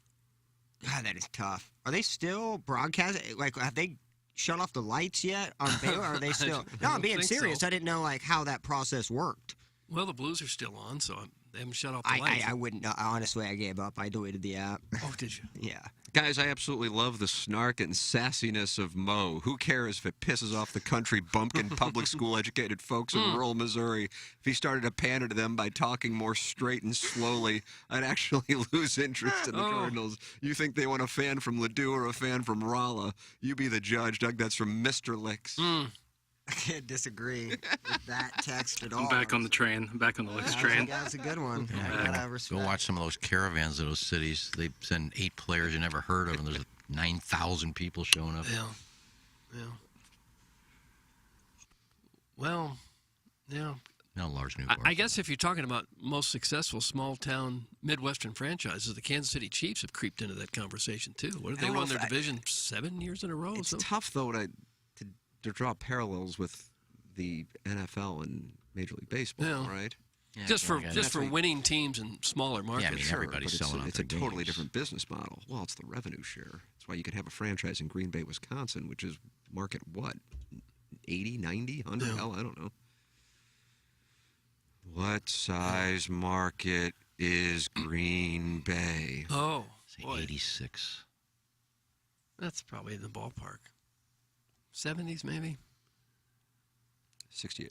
68. I just have my number. I'm Dyslexic. That too. The dyslexic thing is great. Good morning. St. Gabriel's got their first win yesterday in the 7th grade tournament. Thanks. That's from the 3-1-4. Yeah, the first of however many it takes to win the tournament. Are you going to the semifinals this year? I won't. No, I know what happens. I know who wins. Got to take some of the starch out of it. The problem with Plowsy on the Cardinal topic is, number one, he loves to troll the Cardinals. Number two, he talks out of both sides of his ass. One day they are morons for not bringing up a prospect, and then 2 months later they are morons for not trading those same players away. When the Cardinals discuss Plowsy's mic should just be turned off. That's from January Milagro Tequila Listener of the Month, Beer Cats. Must be on a break or something. Pretty early. Got Marion Ketchup for the 11 o'clock open. Oh. Pepper was arguing earlier that we're a small market. Now Jeannie is arguing that we're a big market. This tandem is definitely on a Martin Lewis-style trajectory of permanent separation. That's from Minute Bull Helligan. I didn't even mention anything about the market size. Me and Iggy I just talked about the texter said we're a small Midwestern city like Green Bay and Pittsburgh. Yeah, I don't think anybody says Pittsburgh's in the Midwest. Yeah, I don't That's get the only that thing I at said. all. I don't know how big we are. Who cares? And my opinion can change, just like everybody else can change. Where does the Midwest start? Is that like Ohio? I think Cleveland? so. I think Colorado is considered Midwest. I don't think so. I wouldn't consider That's it Rocky Midwest. Mountains. Some people consider it Midwest. Like, I think it's like Cleveland to the western part of Kansas and then everything in between. Yeah, west of Kansas. I'll accept it. Yeah. Now, question is, like, how far north and south does it go? In Minnesota, they call themselves the Upper Midwest. Oh, it ain't Minnesota. It ain't Michigan. But I feel like Arkansas and That's below Midwest. would consider themselves the south. Michigan's not the Midwest. What is it Come then? on. Is it the north? People in King in the Detroit- north. People in Detroit consider themselves Midwesterners. Really? Yeah. Detroit is No, pretty that's- far east. Yeah, They consider themselves Midwesterners. I've heard Iggy Pop say I came from a Midwestern city just north of Detroit. See, it needs to be from the Dakotas to Michigan and Minneapolis. That needs to be its own Upper Midwest. That's what they region. call it. The Upper Midwest? Yeah. Okay, that's not the Midwest. It is. It's just the Upper Midwest. It's like the Upper Peninsula of Michigan is still Michigan. Come on, we got the Western Midwest, and then Colorado. Okay. No, I mean, that's not everybody the can be the Western Midwest if That's you the tag Rocky Mountain region. Detroit is further east than some parts of the panhandle of Florida. Doug, Windsor, Ontario is south of Detroit. Think about it. That's fun. Fun. What city is exactly, to the centimeter, exactly in the middle of the United States? I think it's Fort Independence, Smith. Missouri, something like that. That was Fort Smith, Kansas. There's a Fort Smith, Arkansas. I didn't know there was a Fort Smith, Kansas. Fort Scott, Kansas. Or is it Fort Riley? It's Do you Fort have Riley. the answer, Iggy, or is this just... No, I'm just asking. Where can you go and you thought it was rhetorical. No, you could be in a state and you just step on a little line and say, I am right in the middle of the United States right now. Dead center of the U.S. is South Dakota. No. Well, Yeah, Henshin. Belfort, South Dakota. Are they counting Alaska? Lebanon, Kansas. There's a bunch of Lebanon, Kansas seems to be the consensus. I'm looking at This is, of course, the continental U.S. the smallest markets. I wanted to see what market is the smallest. I think it's Glendive, Montana. You got it, bud. Yep. It was market 212. Is that still how many markets are? 210, I think 210? 2 disappeared. Oof. Yeah, lost a couple of markets. Yep. Wow, it's so small. Oh, boy. How do you think we'd play there? Oh, I think we'd be big in Montana. I think so, probably. Anywhere we go. Are we still on HD2 there in Glendive, or do we make that leap? They probably podcast in Glendive. Listen to our podcast. It's 9:12 in St. Louis. We'll wrap up the appliance discounters 8 o'clock hour. Come back with our Maggie O'Brien's 9 o'clock hour. This is the Ryan Kelly Morning After from the Michelob Ultra Studios. Whoever said there's nothing new under the sun hasn't been to the new Press restaurant, located near Jefferson and 44 next to the Lucky Accomplice, and features the soon-to-be famous Smash Pizza. What's a Smash Pizza? It's a pizza stuffed with toppings, pressed, then topped with even more local farm ingredients. Located just 5 minutes from our baseball, hockey, and soccer venues, Press is open Thursday through Monday with daily specials 4 to 6, and they can cater your business lunch or dinner, with delivery available on Postmates and Uber Eats. Who says there's nothing new under the sun? Check out the new Press restaurant today. I'm Ryan Kelly. Average credit card rates are at 19.1%. They haven't been this high since July of 91. 35% of households are taking on new credit to cover the basic expenses. If you're a homeowner, you don't have to live like this. According to CoreLogic, the average borrower has almost $300,000 in equity. With a simple cash out refinance, we can pull out that equity and give you your cash at closing. Start fresh on the path to financial freedom today. TheHomeLoanExpert.com. The Home Loan Expert LLC, NMLS number 1326240. The Morning After wants to send you on a 5-star luxury-included vacation to Sandals Ochi in Ocho Rios, Jamaica. With more than 100 acres of lush gardens overlooking the Caribbean Sea, this 2 resorts in one location let you be trendy when you want it, private when you don't. With more than 105 pools, 22 whirlpools, 16 specialty restaurants, including a zero-entry pool, the Caribbean's first speakeasy, complimentary golf at the Upton Golf Course nearby. You can have it all, and all of it in true 5-star style. Because at Sandals Resorts, love is all you need. Oh yeah. Enter the keyword passport on the TMA app for a chance to win a 4-day, 3-night luxury included vacation for 2 to any Sandals resort. And if Iggy and Plowsy can find a way to get a passport, you can go type in the damn word, okay? Including round-trip airfare from American Airlines with more than 40 island destinations. American is your airline to the Caribbean. Find out more at tmastl.com. Okay. Hot takes. Yeah.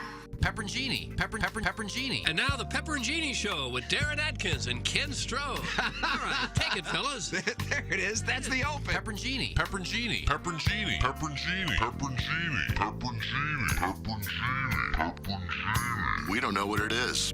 We don't understand the name. We just know it's stupid. And it's available every weekday, featuring Iggy and the Plowboy. Apparently it's some kind of a podcast or something. Available at tmastl.com and on the TMASTL mobile app. Whatever. Hey, if you like the Morning After, check out Balloon Party on 101 ESPN. HD1, by the way. It's sports talk with Tim McKernan and Action Jackson from 10 a.m. to 11 a.m. each weekday, right after the Morning After. It's the worst named show in the history of radio, but the content's pretty good, so check it out on 101 ESPN or get the podcast on the TMA app. Hey, TMA boys and ladies.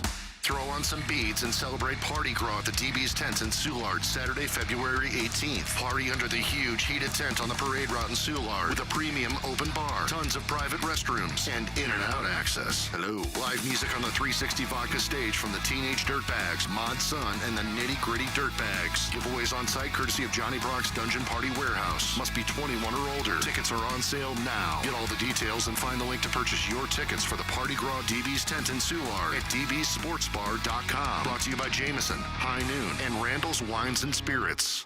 Urban Dictionary defines thirsty as purposely, knowingly, and recklessly attempting to gain fame to boost self-esteem.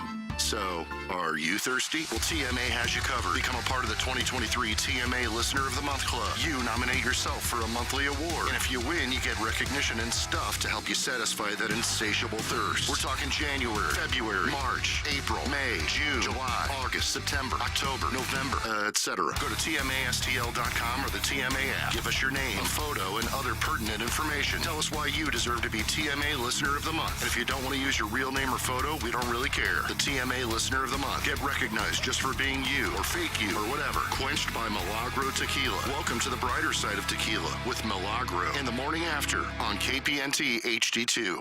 Live from the Michelob Ultra Studios. KPNT FM HD2, Collinsville, St. Louis. This is TMA All Day. Tim, Doug, Iggy, Plowsy, Action Jackson. The Ryan Kelly Morning After, 105.7 HD2. Real nice. Too bad we're the only people listening to it. Ox is off. Nice. Well, I have a feeling Cassie may sue us if we didn't. Now she's become a fan of the show, Is she? I understand. Okay. Isn't that right, Jackson? I feel like she should be. She posts a lot of stuff on Instagram or comments about her stuff. I just haven't seen anything lately. Is that true, Jackson? Jackson's got to be peeing, right? Oh, you think he might be Well, nobody uses... evacuating his bowels? Everyone just seemingly waits for the solo stall. You would think that, like, male bathroom is, like, 20 miles away. Because we all just wait for that. I know. It's so convenient. Yeah. That's not very far. Sometimes there's a kitten in there. Hmm. And then once I realize there's a kitten in there, that's when I go and down the hallway. I have almost no sense of smell, so it doesn't bother me. But I don't Almost mind that nothing. Well, when the door is locked for a number of minutes, that's when I realize there's a kitten in there. The groans. Groans. I like to do the coughing to let people know they're not the only ones in there and they need to hurry up. It's not Like loud, it's like not time hacking to, up a lung kind of cough. It's not time to peruse through Twitter, Get in there, get out. Yeah, Daddy, don't take anything to read. In here, In got fact, a let's situation. just take care of that at home. Get yourself regular. Can I read when I'm at home on the toilet? Yes. You do whatever you want at home. You can watch Missouri, South Carolina tonight at 8 o'clock, You Doug. could, yeah. Woo! Just don't bring it here. It's the Maggie O'Brien's 9 o'clock hour. That Eddie McVeigh. I'm an Eddie McVeigh lemming. Yeah, I think Downtown we all are. location, Might go South over County there location. Going to a Blues game? Great. Go to Maggie O'Brien's. Going to a Dogs game March 4th? Great. Go to Maggie O'Brien's. Going to a Cardinal game? Doug, they play in March, too. Hard to believe. Gosh, Next they do? month, the Cardinals play baseball in St. Louis. Really? It was like Against the Blue Jays. That's when they start? Wow, yeah. Spring training starts, next week? Yeah. The trucks left yesterday. Wow. How do you do? I'm sorry we're not going to be down there.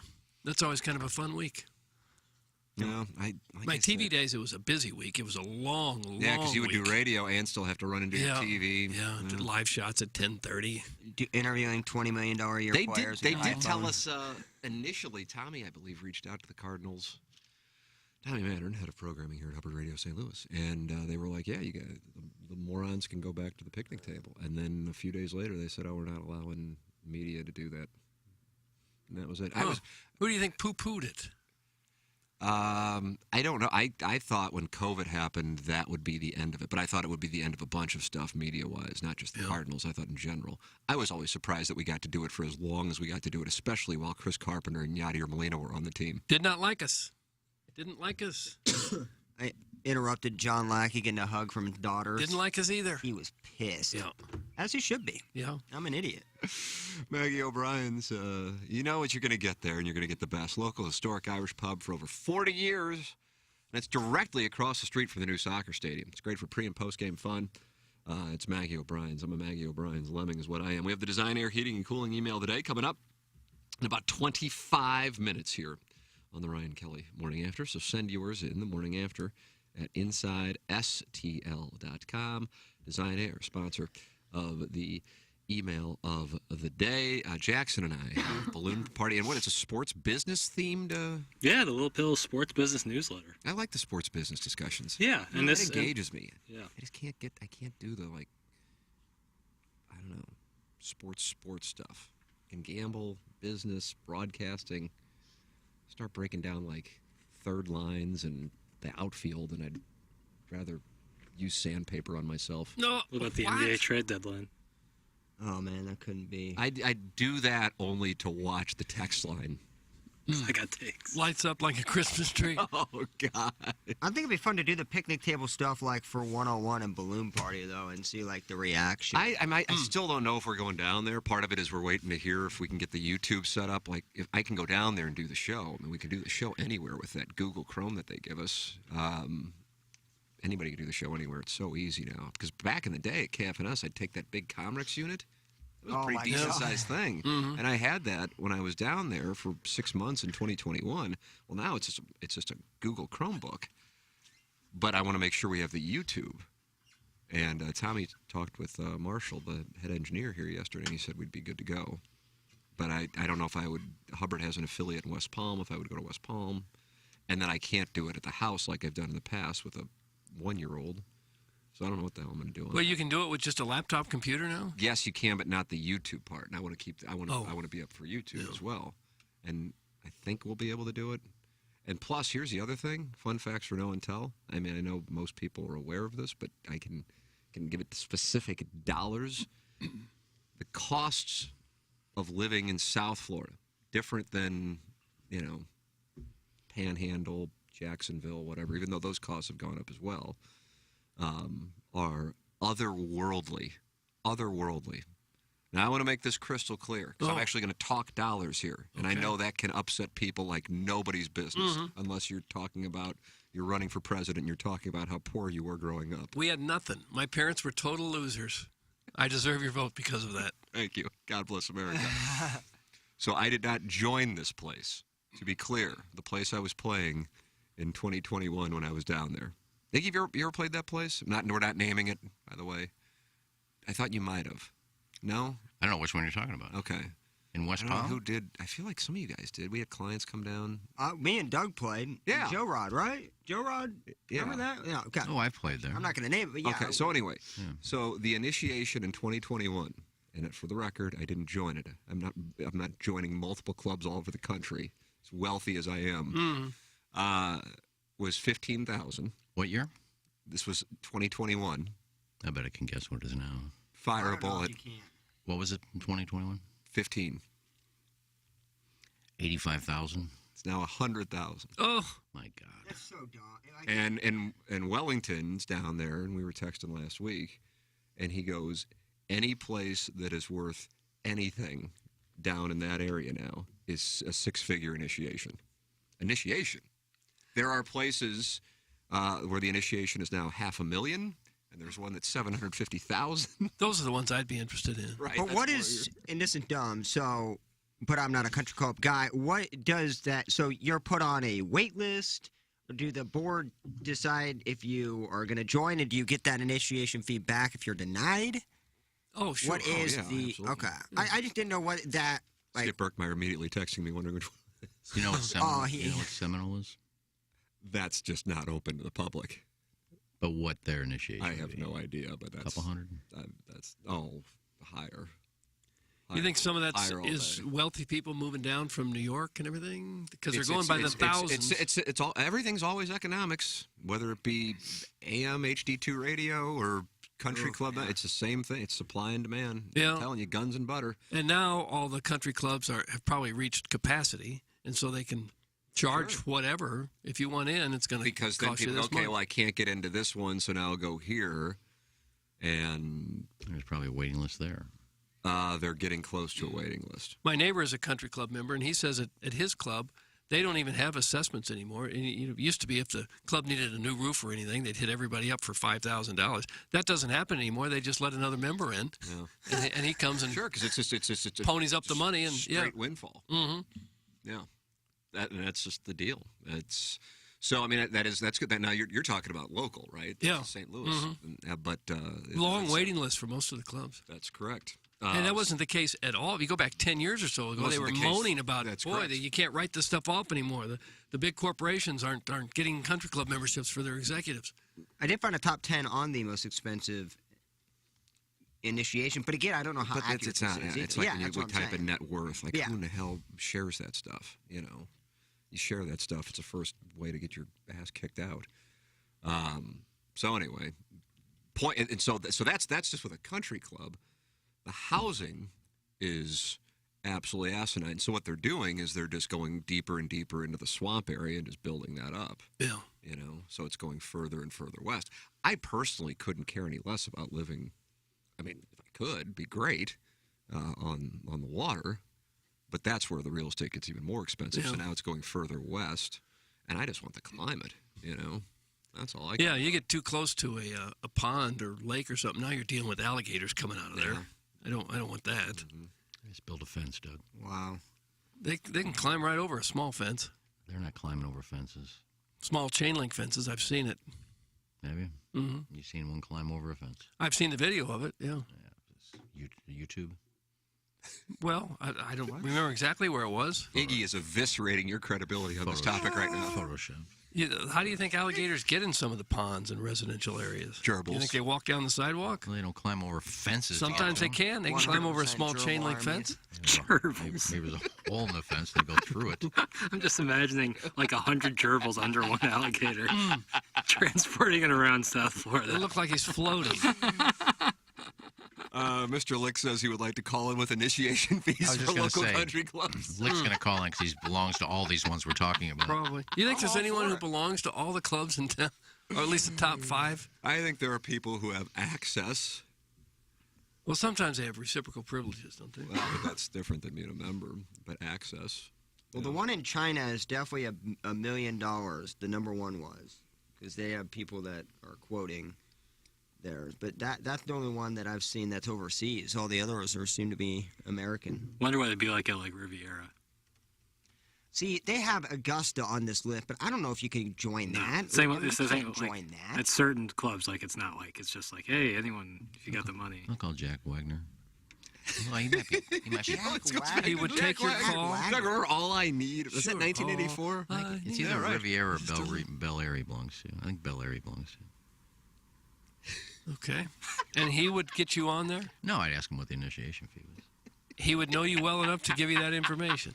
Yes, he knows me well. I would love if you could record that conversation. Jack, what's up, buddy? Hey, what are you paying out there at Bel Air? I'm working on this HD2 show in St. Louis, and things are going well since we went to Hubbard. And I was thinking about joining Bel Air Country Clubs. What are you paying over there, buddy? What's the downstroke? Don't you think at a club like that they could charge you $10 million and a lot of people would still pony it up? And pay it? Oh, money. People don't care about money, which is great. A lot of these people aren't even playing golf at these clubs. They're just belonging to belong. But one of them offers the helipad. Like there's one, 2 of them are in New Jersey, man. New Jersey got some money or something. Yeah. Well, I'm in New York, parts of New Jersey, Connecticut are moving down to South Florida. That was a COVID thing, and that is what is creating this. And then wealthy people from the Midwest and South tend to go more to the Gulf side. This isn't absolute, but that's what you will usually find. Like when I'd be on the Atlantic side, oh, where are you guys from? St. Louis, and they would look at me like, yeah, where's that? We're from New York. Yeah, well, they just assume what part of Manhattan. Mm-hmm. So that's just the way that it works. But they've moved down there, and you sell a, $2.5 million condo in Manhattan where you have limited space, obviously, and you can go down to Florida, and for $1.5 million have at least back in the day, have a sprawling place. And have warm weather and not pay state income tax. Mm-hmm. So you got 6% saved right there. Yeah. So, yeah, and you're not worried about a shutdown with DeSantis in charge. So there you go. And now we have our supply and demand. Mm-hmm. Yeah, Florida may be just coast-to-coast city here in another 20 or 30 years. The way it's growing right now. What do you mean, like, just everybody? Completely developed, because there's still a lot of land in the center of the state. It's not as highly thought of because it's not as close to the water, but it's getting there. Guys, we have open membership spots over here at Ruth Park Country Club. As a kickoff event for this year's new members, we're holding a party at the Hazelwood Casa Gallardo with Ringo, JoJo, and Henry as the dinner entertainment. Thanks. That's from I'd like to sponsor the 20-minute segment you guys do where you Google geography questions over dead air. It sounds very nice to me. So Ruth Park now is doing a special event at the Hazelwood Casa Gallardo? Well, Los Lonely yeah. Boys? I'll be there. Who wouldn't like to be a part of that shindig? Rich boomers have moved down to Florida at such a high rate that they have priced out service workers from being able to afford to live there. And then they all get on social media and say no one wants to work anymore. That's from Kevin's brother, Jack Demo. I don't know. That's oversimplification. Service workers were probably mostly living in apartments before and now. But the apartment prices have gone way up, too. My son got hit with that in Tampa. Yeah, New York, I saw, went up ridiculous. Yeah. So that's back to happening again. The average, I was just reading this, I think it was yesterday, actually. The average rent in Manhattan was $2,600 in, maybe it was a year ago, and then in August or October, it was back up to $3,900. That's average in Manhattan for rent. Where's the damn golf video? It's from Mr. 630. I don't know. It's done, but not really. I feel like we're about to set up the second video for Nego before this thing comes up. But the rough cut looked great. I mean, it's not Avatar, but... I just saw Joey during one of the breaks, and he said, did you watch it? I said, Great absolutely, ready to go. Love Joey. What's the initiation fee for Riviera Country Club? What in the world are you doing? About $250,000. $250 for where? Riviera in L.A. That's the one I think. Is that the one where they don't take show business people? Oh, really? Is that right? What? One of them, if you're involved in show business, they don't want you. I don't think it's real. Would we be considered involved in show business? Yeah, absolutely. Yeah, we're show people, gypsies. Estimated annual dues $25,000 to $40,000. Well, those dues. Yeah, and it says initiation fees $250,000. Again, that's information. This is not public. Well, Siri told me it was right. Mm-hmm. Or whatever mine is. I don't have Siri. I got knockoff Siri. Sandra. I got Sarah. Sarah. Guys, one day I walked into the men's room at work to make water. At least you weren't making mud. One of the large coworkers sauntered into the men's room with his iPad under his arm. He entered the stall, dropped pant, and fired off a pre-recreational blast of air freshener. Oh. Thanks. That's from the cousin of Moo Man. Oh, didn't need it. A totally unnecessary text. Skip Berkmeyer says it's Los Angeles Country Club, the one that doesn't want Hollywood. Yeah, I know it's one That's of what's hosting the U.S. Open this year. Is it? Yeah. Yeah. If you're a show person, we don't want you. Which would seem to be a lot of the money people out there, but there's doctors and lawyers and everything else. Well, I feel like the producers are the ones that you really would want. People who produce, studio executives, things like that. Warson Woods Wacko, and he's been saying this for a while. He says, Doug, mark my words, clubs are cyclical. When the economy turns, and it will, the clubs will be begging for members. Been through this cycle a couple of times. Yeah, Warson Woods Wacko. that's true. Yep. That's true. So courses were hurting a few years before COVID. And they couldn't get people to come out and play, and courses were going under, and there were too many courses, and now, boom. Yeah. Tim, you have a country club membership to my wife's front and back butt and Olive and Oak for no charge. That's You're the it. best. Yeah. That's from the recovering alcoholic from I'm sure it Bell is. Hill and Webster. On behalf of his wife, I'm suspending him. Recovering alcoholic has been suspended a period of 2 days' time. And his name, as we speak, is going into the suspension logule. No, it doesn't feel very good. Mr. Licks has responded to Warson Woods Wacko as they continue to go. Warson Woods Wacko is lucky his club is still floating around. They're only surviving on the backs of recent Vianney grads who don't know any better. Oh. Look, I was out there for the Greenkeeper Day. That place is top notch. Yeah, it's a nice course. Nice card rooms, nice lounge. You need a good card room. Yeah. A good card room where you get I don't know down if I and understood that. You play a lot of cards. Which part? There's a lot going on right now. The card room at the place, and there's somebody always ready to play, or do you have to set your own game up?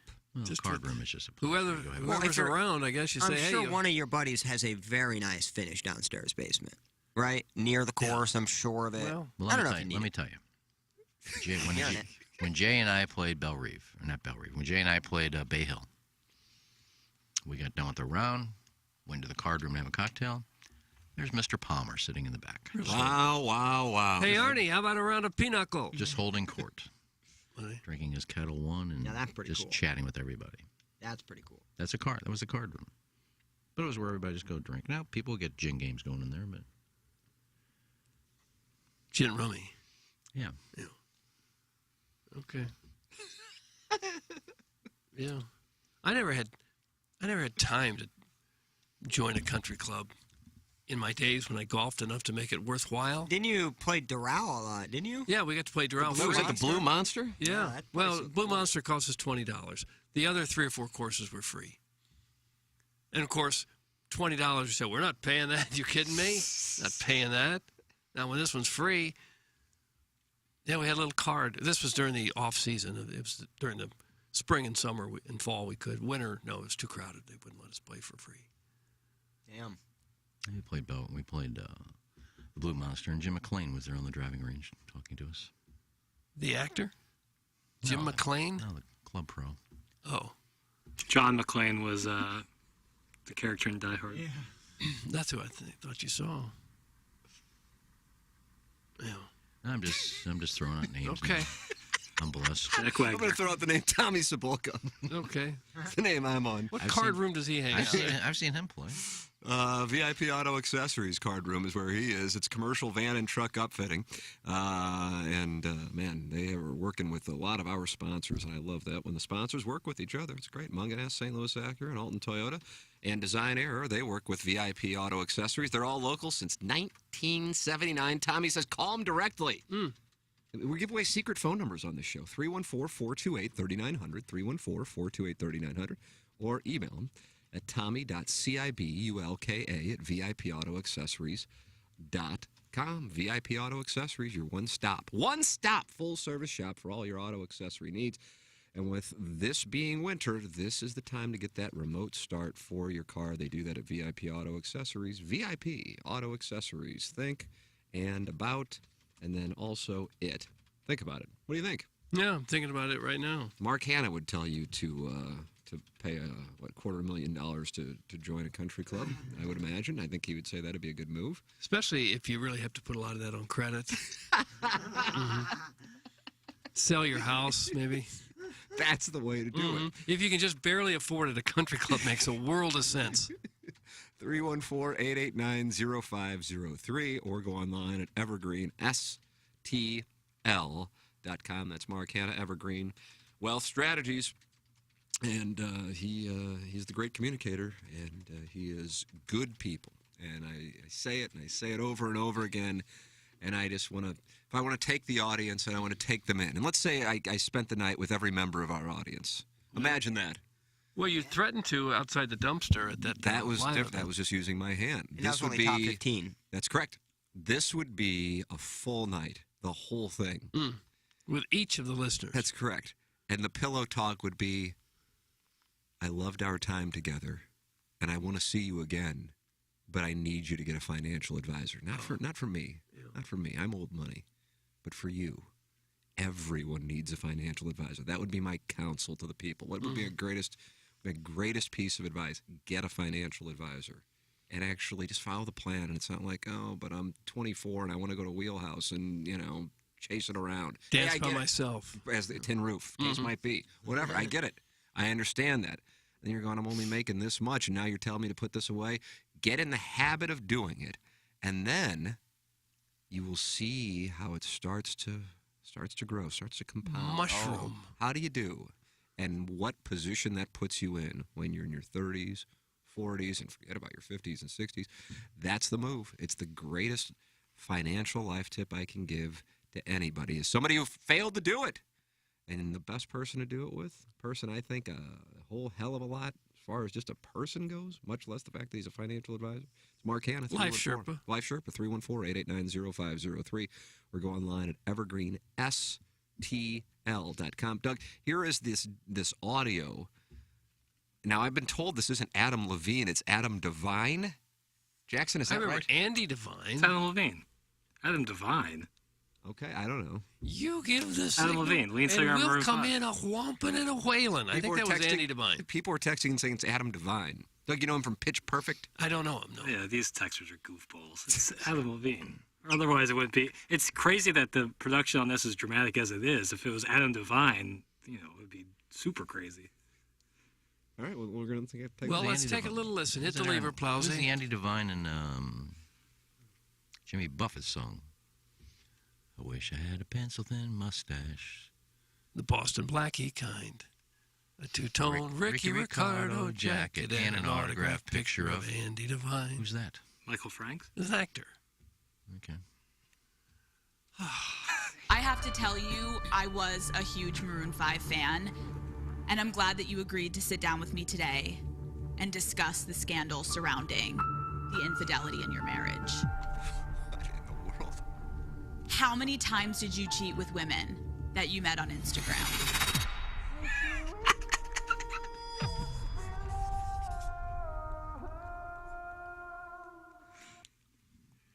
What in the world was that? Doug, what are you was amped? that? You would have gotten to that at 7:08. What show?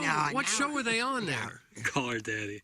The Jason Baird. Was that satirical? Was that? Oh, that's serious. It's a radio show. She thought she was actually talking it's to Adam incredibly successful. I think it's the second most popular podcast in the world, next to Rogan's. I thought. I could be off. I don't know. I apologize. At its peak, certainly was. Oh, it's not popular anymore? I don't know how many episodes she does. I think she only does. Like, she had Jane Fonda on a little ago, but it was the 80 for Brady thing. So has she changed what was going on when it was her and Sophia and the thing blew up and they had the fallout with Barstool? I think it's fallen off a little bit. Oh, I mean, right. I'm sure it's still very popular, but like top podcast lists are almost all true crime podcasts and stuff. So she Like thought she Rogan. was So she's actually holding talking. Adam Levine accountable for DMing women while being married? And he sat there and just took it? There's a lot of people are going to be held accountable on that podcast. I mean, just Hundreds of millions over the next few And it wasn't him? No, it is. It's Adam Levine. They say you're talking. Somebody said not they Andy were talking to Devine. Andy Devine. It was He's some been goofball dead in the for text years. line tried to be slick. Was it Johnny Cakes? You're sideways with that Johnny. Johnny Cakes just called in. Yeah, I thought you said he never calls in. I know, it was like- Is he on hold? Let's go to him. No, he just he goes, can we get some hats back in the TMSL shop? I was like, yeah, we'll take care of that. He's like, all right, love you. I was like, all right. That Cletus? No, not to be confused with Cletus. So Or Vito's lover. Adam Levine actually came on a podcast to talk about his cheating. Listen, the trailer is all I've seen, and there is no video of Adam Levine, but apparently he is on the podcast. Good morning, guys. What the hell's going on? Thanks. That's from King Fupa. I couldn't make head nor tails of what we heard. I'm silly that I was actually believing one of the texters. That was my fault. This is so dumb, Jackson. It's not funny. Tim, stop letting him do these clips. They're all terrible. This is similar to the New York radio fiasco that he had. That's from Harrison's brother, Matt. What fiasco? I cut some damn audio. Not fiasco. It's really caused problems for a lot of people. I like the production value. A lot of. It kind of sounded like Survivor, like you were about to be voted off the island or I'm something. still not convinced it's real. I can't believe something like that in 2023 by a young person would be real. Like he's not doing like a podcast to scare old people. And he was supposed to actually give a number. She said, All how due- many? all due respect to that He said, business well, model. 12. And that was good. That's how the interview was going? Right. I just don't.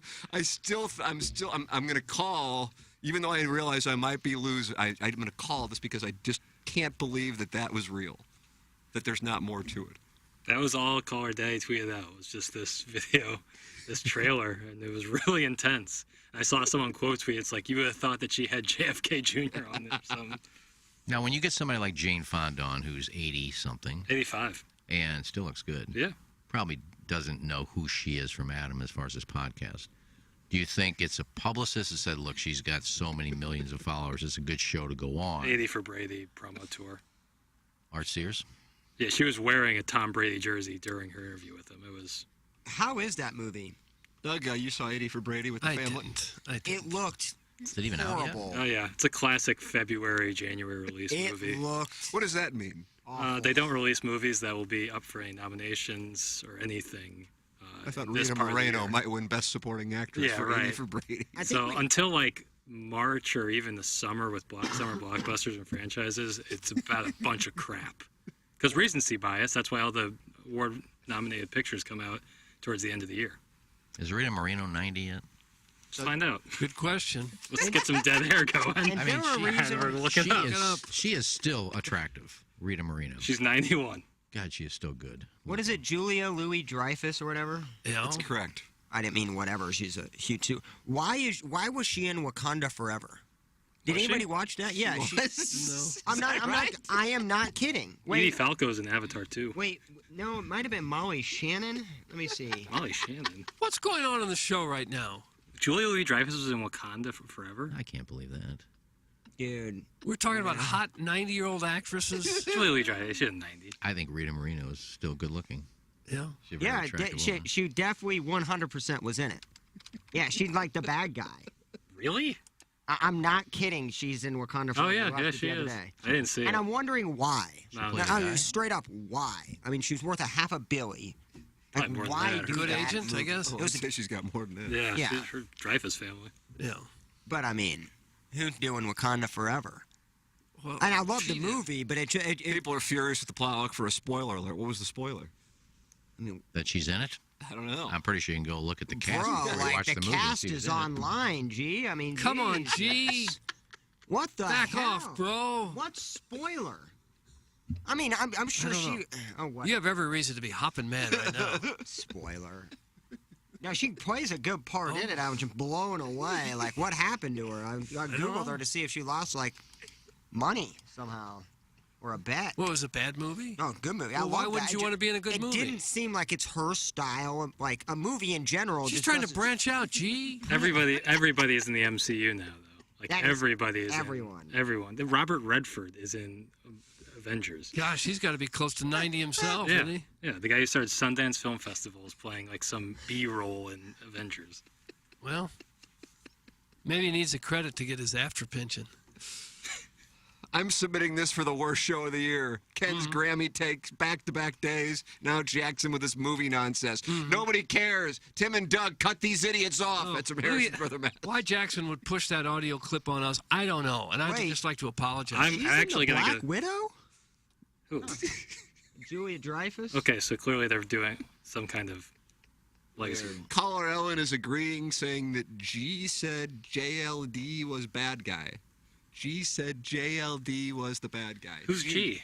Well, I don't even know. Lousy said Julia Lousy. Louis-Dreyfus was the bad guy.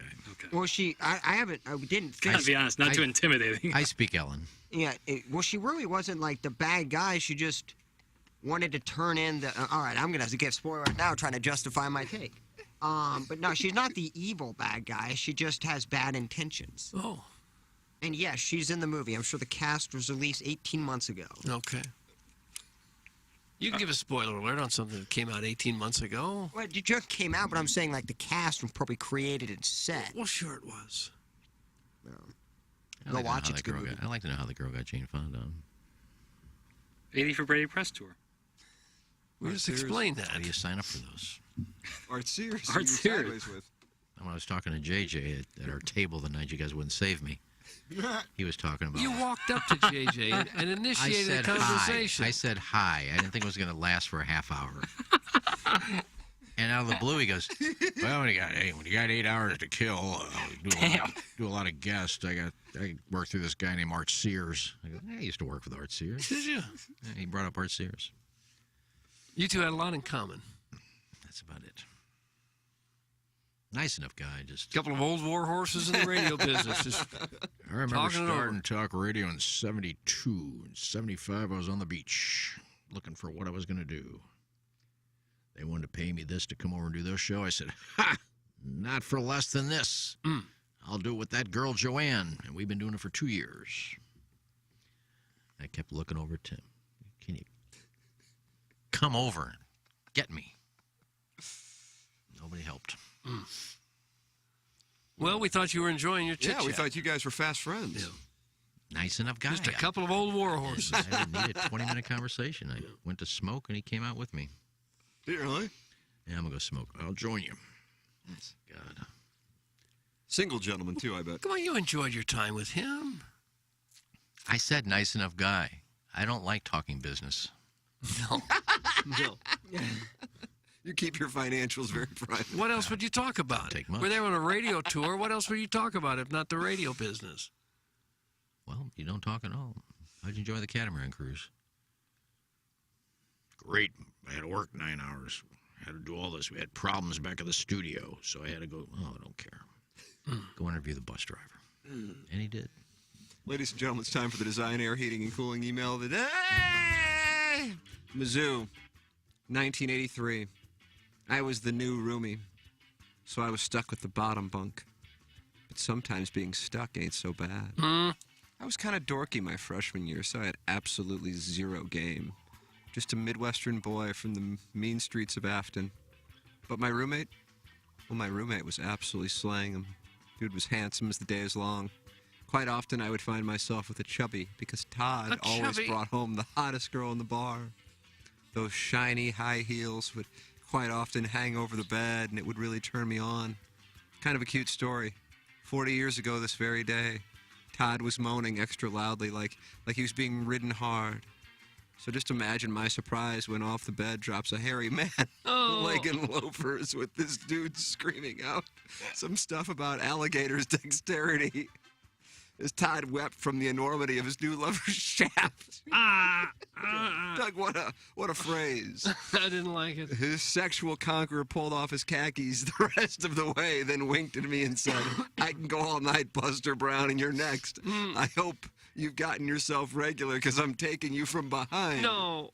And that is the story of the time I passed out from intense sexual gratification from bottom bunk prison pounding given to me by a journalism stug. That's from, the first name is Fanny, and then the last name, I don't know if the U is silent or not. If the U is silent, it's Lickin'. If it's not, it's Liquin. Okay. Fanny LaQueen, I think is how it's pronounced. Fanny LaQueen. Dutch? So, yeah. I guess we're not talking about that video to the fan page breaking down the anatomy of an Iggy story with captions highlighting Tim tuning out, Plowsy scrolling through Twitter, Doug confused yet trying to pull Iggy back from the abyss as Iggy rambles on and on about tipping for 4 minutes until Tom Traven ended the madness, noting, quote, "This hijacking is a weird flex. Hey, we get it. You tip $1 bills to everyone you see." Nice little video edited by the same guy who posted the Iggy chestboard video back in November that Iggy hilariously thought was shared by Jackson. Oh. No time for that with so much else to get into in an ADD show for the ages, with Iggy once again bitching about how an award show is lame for giving the awards to a bunch of olds, while also complaining that Bob Seger, Aerosmith, and Styx weren't performing. I didn't say that. Why don't you listen? Let's bring in Casey to talk about Morgan Whalen.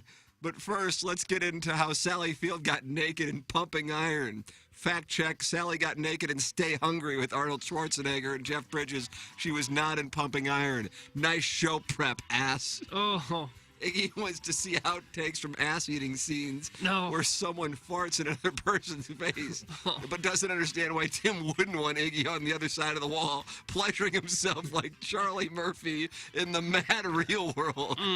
Meanwhile, Plowsy's neighbors are jackhammering like the Dickens, while Jackson's boyfriend is trying to get him to be a cam boy, which Iggy used as an excuse to steer the conversation into ladyboys. The most beautiful hijacking I've ever seen. And then a penis. Thanks. That's from Buck Swope. Oh.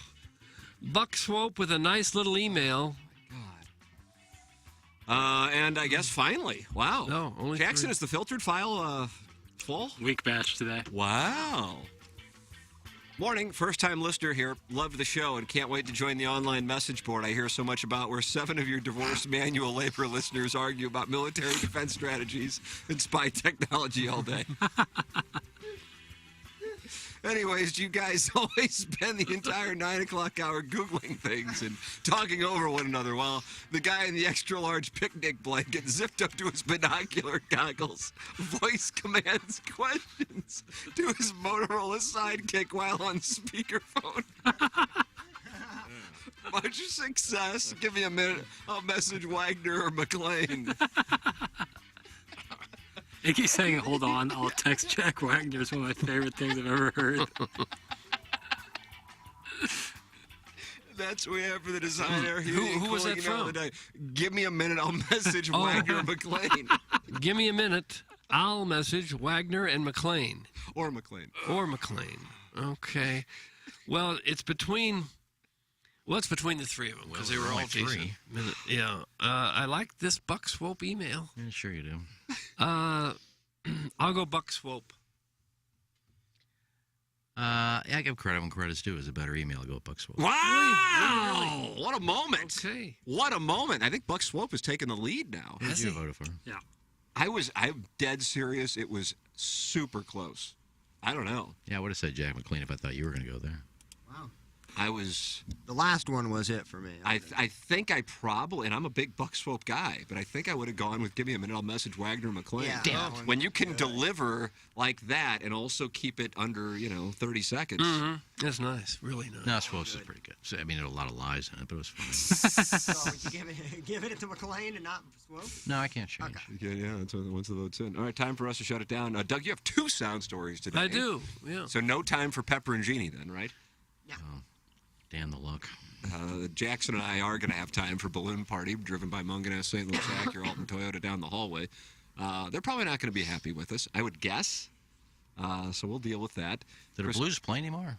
They play on Saturday. It's the All-Star break. Oh, is it? Yeah. Okay. They play on Saturday. Okay. Coyotes. It's Coyote season. You excited about that game? No, I just haven't seen a score lately. We haven't talked about it. So I haven't played lately. Haven't played in a while. Right, they haven't played since Winnipeg last week.